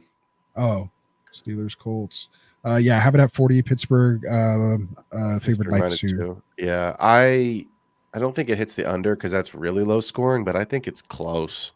Yeah, I mean this Steelers defense is just nasty, and the Colts offense is awful right now, anemic. You know what I mean? So yeah, I think there's points in that. I just don't think I could see this Steelers Colts game being very few touchdowns. There we go. All right, yeah, I have Gino ahead too. I'm pretty sure I do. Let me catch it, but we'll move on. I'll answer it in the next one. Najee versus Indy or Chuba versus Cincy. Did we already do that one? Did I? Yeah, we did I that. did Chuba. twice. Yep. Okay, my bad. I double started. Let's see. Pick and breakout. We did that. Here we go. We're down to Patrick here. Patrick's. Oh snap! We have 28 live comments. I hope I did not miss a super chat in that.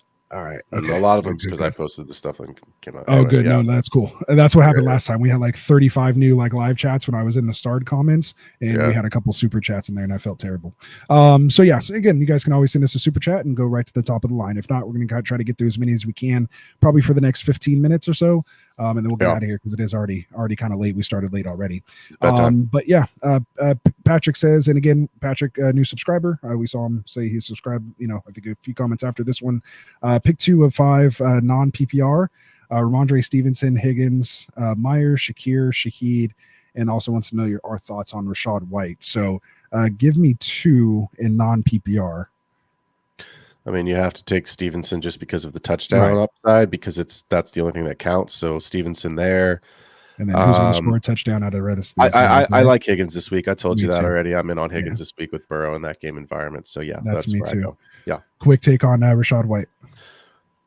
Again, touchdown, so that's the potential. His pass catching volume should keep him relevant, and Bucky's going to miss this week, so I think that's important to remember as well. If you have a strong conviction and you really want to go with the 2 running backs for a goal line carry, I'm okay with that. Yeah, not technically ruled out yet, but it's not looking good. He's listed as questionable, but yeah, he's probably most likely going to be ruled out. Did he? Sorry, I didn't look. He didn't practice yesterday. Did he practice today? I think he was limited today. Play against the Eagles. He's trending towards. It appears he's trending towards suiting up. It says White will be the primary beneficiary in the off chance that Irving is out. So if Bucky doesn't play, yeah, I would go Higgins. I would just go Higgins and Stevenson for sure. Yeah, it's not a serious issue for the rookie. He's previously told reporters that he expects to play. Yeah, so it's looking like he's on the easy side. I realized I said that backwards. If he plays, then I would do Stevenson and Higgins. I think we're good. All right, awesome. So there we go. Appreciate it, Patrick. Keep them coming. Falcons versus Saints. Who we got? I took the Saints in my weekly picks this week. There you go. I'll probably go Saints on that one too. Although I just hope it's a good game, man. Hope it's a good game. The Falcons are one busted play from being 0-3. Yeah. They really are. One just off the fingertips. Yep. Am I safe to start Daniels over Stroud until Stroud proves to be better? Not this week. I know, Perry, you're a Giants fan. There's no way I'm starting Daniel Jones. Oh, no, he means Jaden Daniels. Okay. At first, I was like about to have a heart attack. I was like, I know he's a Giants fan, but I know even he's not that crazy. So Jaden Daniels or Stroud, that's an interesting decision.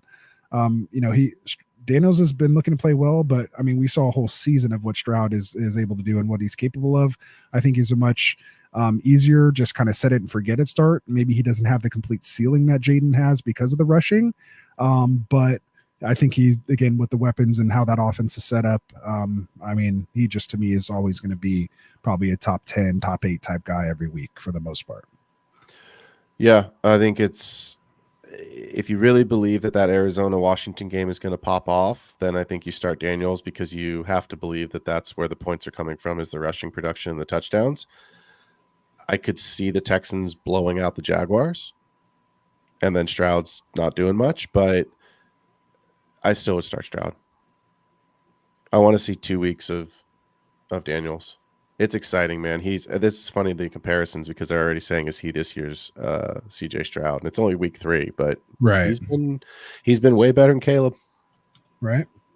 Way better. That's for sure. Yeah. Fantasy and in real life, it seems. That's what I mean. From a real life perspective, he's been better.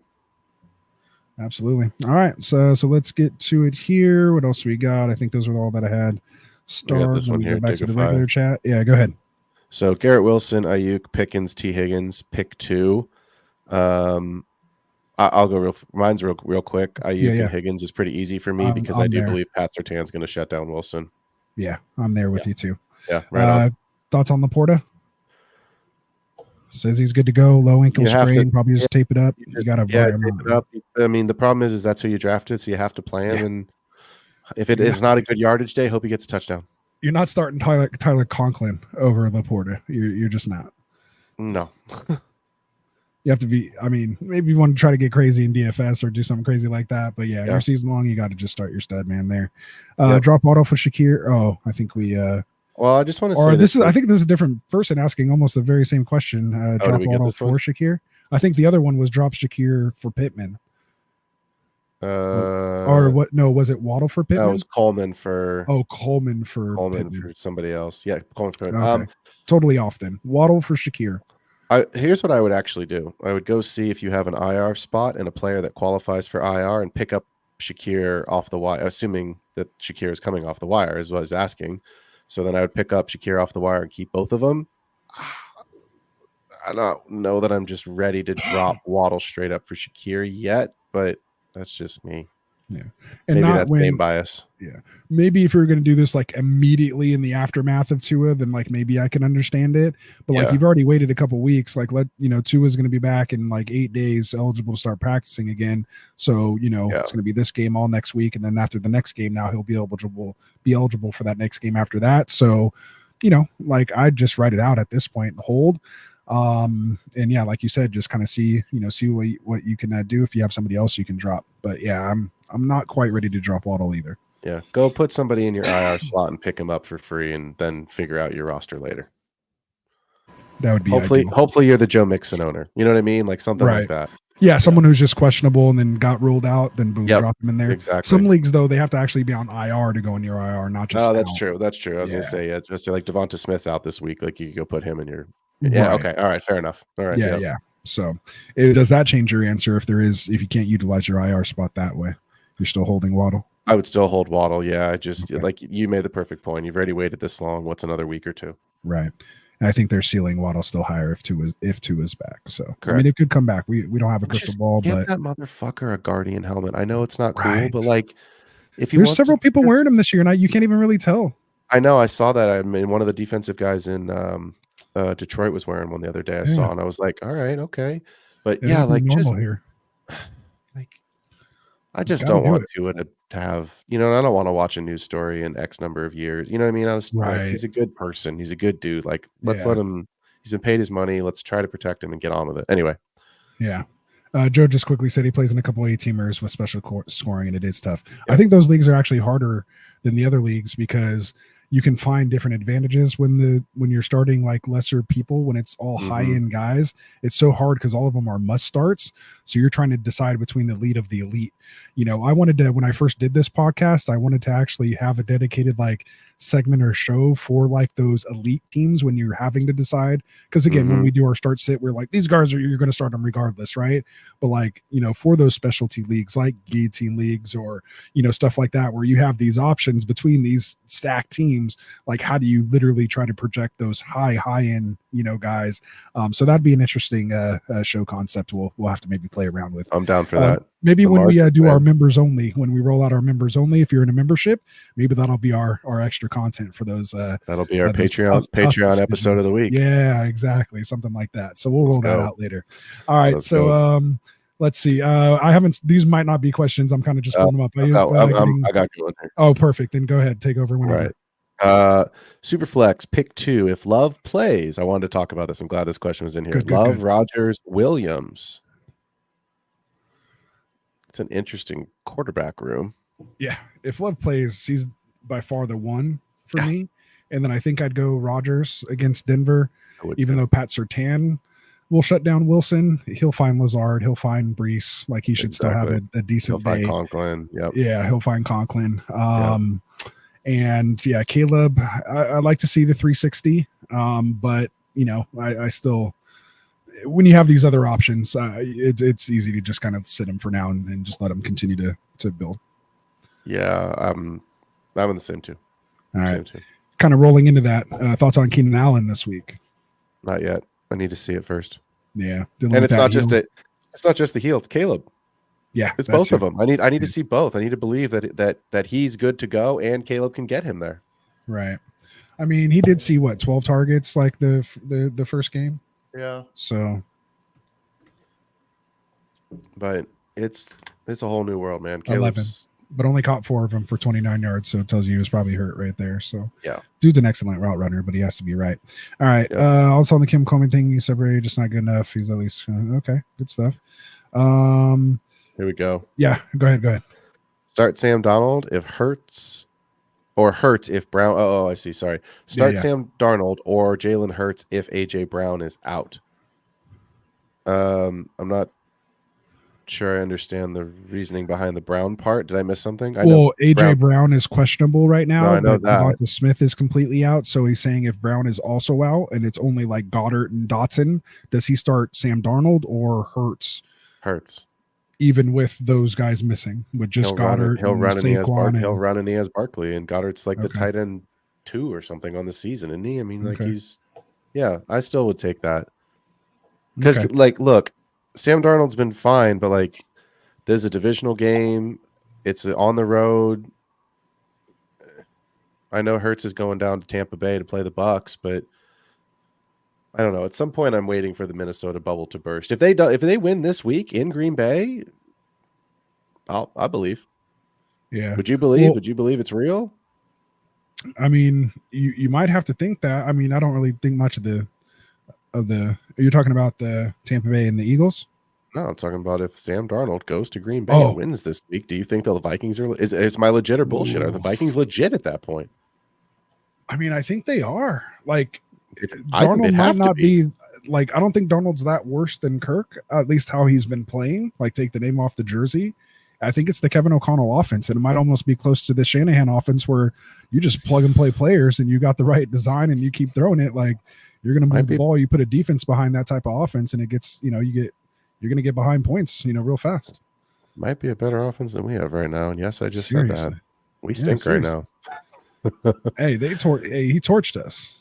I'm going to the game in a couple of weeks when the Chiefs come to town, and I'm like, I just kind of hope that we don't get fucked up. That would make me sick. It might make me sick. Well, we got the pregame party, so there may be they may lose money on me with the amount of booze I might need for that game. Let me tell you, fuck me, bro. After that, right? Oh, good stuff. Good stuff. And every camera in the world's gonna be like, is Taylor here? Is Taylor here? Like, I don't probably, yeah. She's that little speck right there in the corner that you can't see. Right? Exactly. Yeah. Oh, man. Right, Patrick says his current 2 RBs. Yeah, no, we're good. He says, my current RBs are Etienne, Rashad White, Stevenson, Braylon Allen, Swift. He's in a 10-team league, non-PPR. Pick 2 of those guys to start this week. A little tougher. Braylon Allen? No, I'm just kidding. I can't start him. But, yeah, Swift's out of the question. Swift's not even a part of the consideration. Yeah. Braylon Allen, I think he's a nice flex, but I wouldn't start him. Look, no Bucky Irving, Stevenson against San Francisco, maybe, ETN. I'm gonna go ETN and White only because I'm literally starting that combo in the Get Right Dynasty League. So Patrick, if you start that combo, we're either going to be enjoying ourselves together or you know what together. So I'm riding it with you. I'm gonna go ETN and White. Yeah, that's the answer. I mean, like the Niners defense isn't great right now, but also like New England's offense is bad. So it's not like you had a great matchup against a bad defense, So like, yeah, that's what difference is. Etienne was the clear start, but between White and Stevenson, I'll take White. So right, I'll take. All right, let's do one more. And then we'll try to just rapid fire and just finish this up. It got to be too much for Frank on Wednesday. He actually left, and I kind of stayed for another like 20 minutes and finished it up. We had like over an hour and a half of like questions after the trade show. It was crazy. Anyway, I'll try to speed up. Shahid or Higgins quickly on that one. Higgins. Yeah, we've been saying Higgins. Do we hear no, you got something else. Dell's out. Stroud. Yep. Stroud or Daniels. We already said that. We did this one, Stroud. We're there. Do we see anything else there? Or here we go. Jason says in PPR, if Bucky Irving is out, would you start Rashad White in the flex or Khalil Shakir? And he is starting Drake London over Garrett Wilson this week. Is that a good call? Thanks. So I think yes to Rashad White in the flex with Bucky Irving out over Shakir. because he gives you some passing and has that potential rushing touchdown upside as well. And then do you like the Drake over, or go ahead, I'll let you answer that one too with White. We're going to say the same thing. I'll take Rashad White in the flex over Khalil Shakir, and I will take Drake London over Garrett Wilson because of Pat Surtain. Exactly. Shut down Surtain is not something I want to deal with unless he's not there. So don't just stay away. Hide your kids, hide your wife. Ain't nobody got time for that. Exactly. Superflex pick 2. If Love plays, we did that one already. Yeah, we did that one. We're down here. Are we done? Okay. I start Stroud, Gibbs, Ramondre, Chase, Nico, McBride, and Etienne. Well, don't start McBride and Etienne with Daniels, Ertz, Amari Cooper. Okay, so this is his team. Shakir, Waddle, and Ferg. Well, hopefully you already played Ferg because he played last night. Would you send Ramondre, Ferguson, and Shakir for Garrett Wilson? Oof. I probably would. I would too. There's not enough there you're gonna miss on your team versus the benefits of Wilson. Ferguson's the only real player. I'm not a Ramondre guy. Yeah, to me, Ramondre and Shakir I'd rather do. But if the guy really is looking for Ferguson as that tight end piece, I mean, if you can hold Ferguson, hold him, especially with McBride might be out a week or two. But yeah, I'm right there with you. So I agree. Did we get to this one, Myers or Keenan Allen? I would take Jacoby Myers. I know you hate the Raiders, and I don't love them, but I'm even Myers over too. Keenan Allen. Yeah, that that one's easier.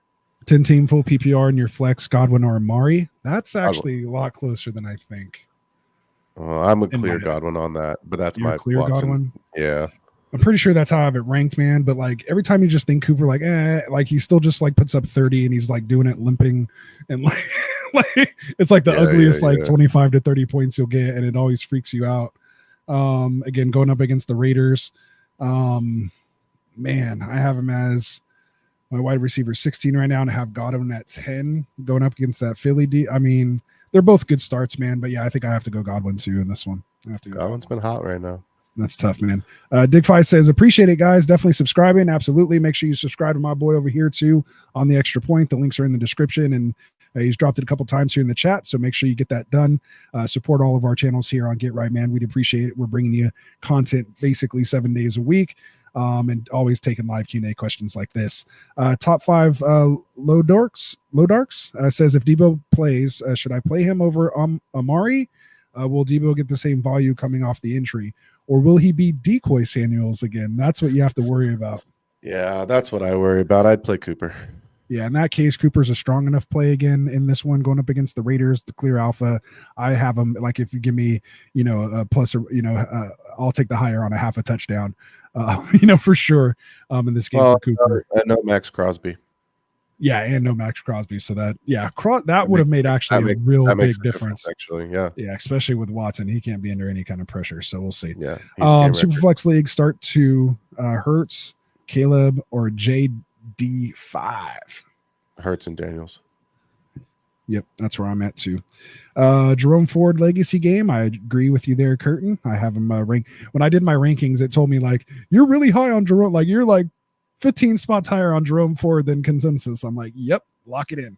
I think I moved him now like 2 or 3 after Jordan Addison and Jerome Ford are my guys for sure. Oh yeah, if they go off, those are the homies. Those are the homies for sure. For sure, and Watson and Christian Watson. Oh, right, that's your guys. That's your trio. That's your those are like my trio right there. Yeah. All right, is Kamara gonna play? I don't know, man.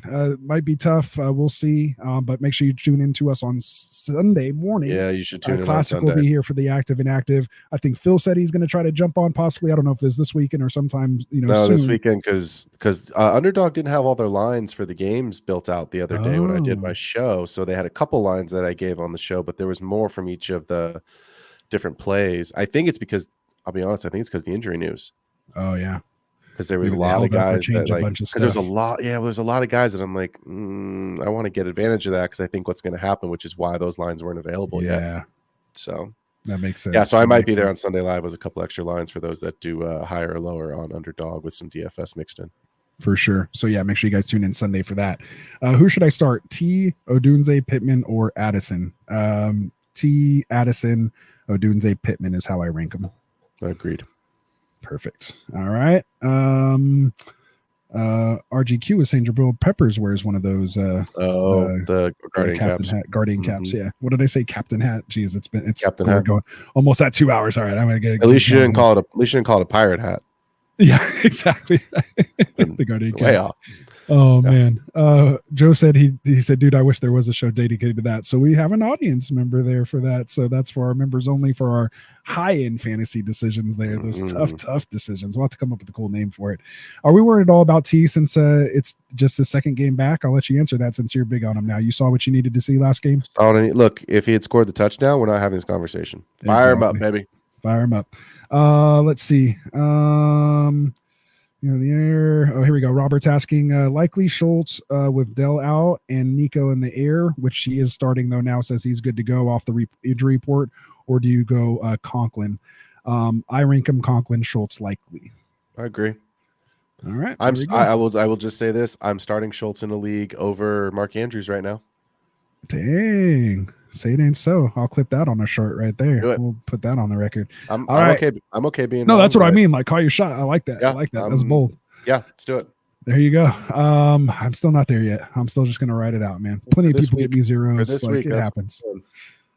Just the way I play fantasy, I'm naturally there's going to be a couple guys that give me a zero, but hopefully the rest of the team makes up for it. Anyway, Camden says no, we got to that one already. We did that one. Let's see. I got one here. Oh, go ahead. David, I have 3 spots. Who do I put in? Darnell Mooney, Chris Olave, Romo Dunze, T. Higgins, Xavier Worthy, or Keenan Allen. I would assume this is a full PPR, but I guess we'll just do it either way because it probably doesn't make a difference. There's no running backs on this list. I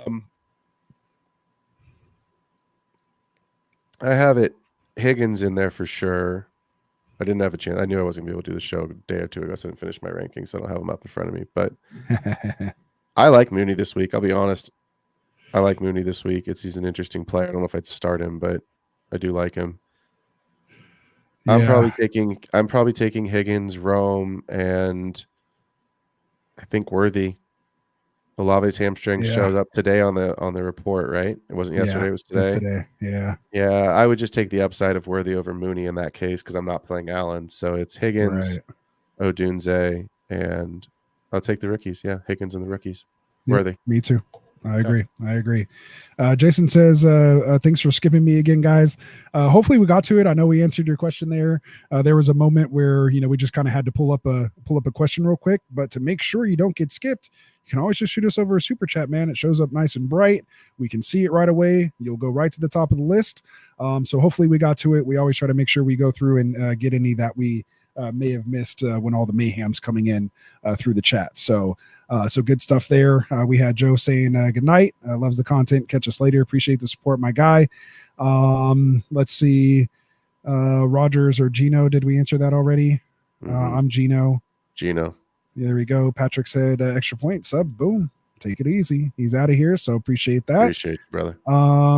Let's see. Who else do we got? Jennings or Mooney this week? I assume that's Jennings. Jennings. Yeah, I'm going to go Jennings too. As long as there's no Debo. If Debo's there, then I'd go Mooney. I would too, but I think it's Jennings. Still think it's Jennings. All right. Yeah. Thoughts on Juwan Jennings this week? George Kittle's active, but Debo is questionable. I think I just said it right there, right before that. Yeah. I think if Debo's out, I still think he's worth playing, but he's not going to go crazy like he did when they were both out. Yeah. And at the same time, if Debo does play, though, I'm looking to kind of go elsewhere. He falls out of the flex range for me at that point. Yep. But it sounds like Phil might be a little comfortable still flexing him in that situation, right? Yeah, I'm okay with that. We just did this one. Okay, I was gonna say, did we do that one? Sir Bakes a Lot, what's up, man? Good to have you in here. He says, what up, homies? What are the 3 affiliate channels? Go down in the description. You'll see it. One of them's my boy Phil Ruskin here is joining me now on Fridays. He dropped the link right there in the chat. And then the Fantasy Football Tavern, and then our boy Tycoon and the Fantasy Boardroom, all shows that you can find here on Get Right Fantasy Network, as well as, of course, their own shows. But make sure you guys go check them out. That's what their logos look like, so that you're on the right right page, but go check them out. Go check them out, man. Good content. Kendall was just on part 1. Of course, Phil's here with me now, and you guys will catch Tycoon, I'm sure, with us. Sir Bakes a lot. You've been with us before, so I know you know Tycoon. So make sure to throw him a sub as well. All right. So he says, yep, there we go. Don't chase the TDs. Kirk will spread it. Play Rashad. Stop crying, Jason. Well said. Let's go. We appreciate it, Jason. You can cry, man. We want to know, man. We want to get to your questions, man. I think this might be the last one here. Ayuk or DJ Moore? Ayuk. All right, there it is, man. So I think that's everything. Guys, if we didn't get to your question, I do apologize. It might have just got, skipped in the kind of hogwash there, but we tried to get to all of them. I'm pretty sure. I think the only one I didn't get to here was same question as last week. He was around. He said, if blank happens in week 4, you'll be shocked. So let's end on this one here. The easy answer, if the Jaguars win. The Jaguars beat the Texans. The Jags beat the Texans, you'd be shocked? Yeah. Oh, man. I think I'm going to go. Else? I want to get a player take. No, go ahead. I want to get a player take. That's what I was thinking. No, so my thing is if Carolina beats Cincinnati, I'm shocked. That's my shock. I am. I don't like everyone has done good against, but everyone has beat up on Carolina, man. Except for don't tell the Raiders that. We won't tell, but they're not a real team. But don't tell the Raiders that. I want a player take here. I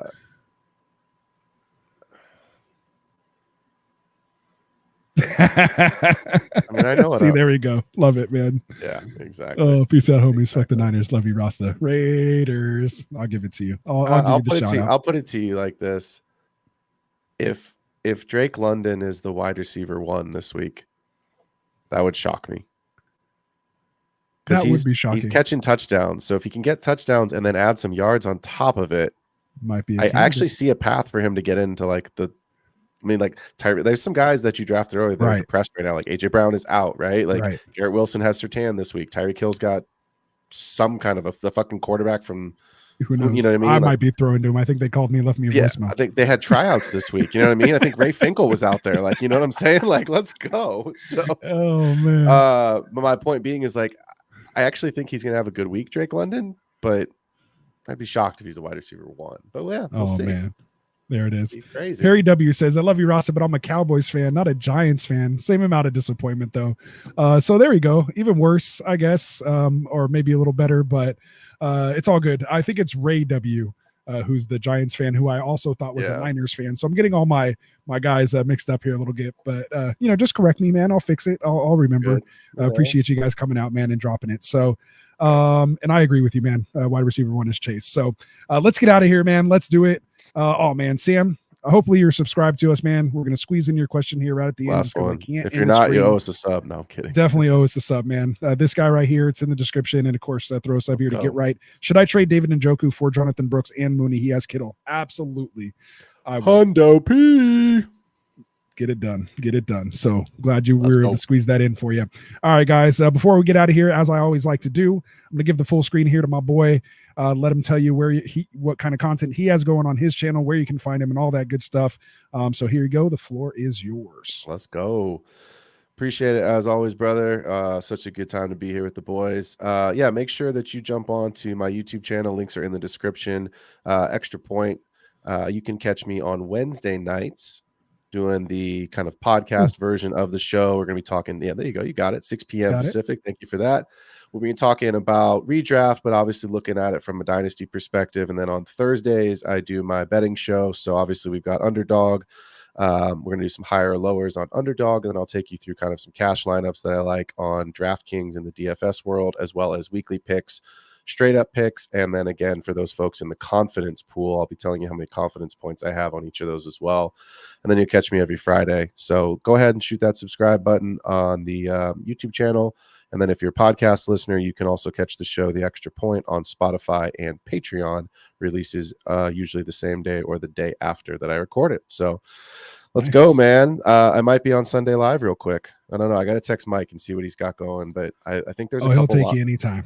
No, I just want to make sure there's a couple like lines that I have to provide okay. folks that I think might be. Otherwise, I'm just not going to do it. You know, like I'm gonna see what underdog. I'm gonna see Oh what yeah, you underdog- got to make sure they actually come out. The ones you got to remember that's you're early dying for to me, get out dog. there. That's early for us on the West Hey, Coast. You know, bro, I've been like setting an alarm for 9:30 just to make sure I set my lineups, man. Because yeah, it'd be hitting like that sometimes.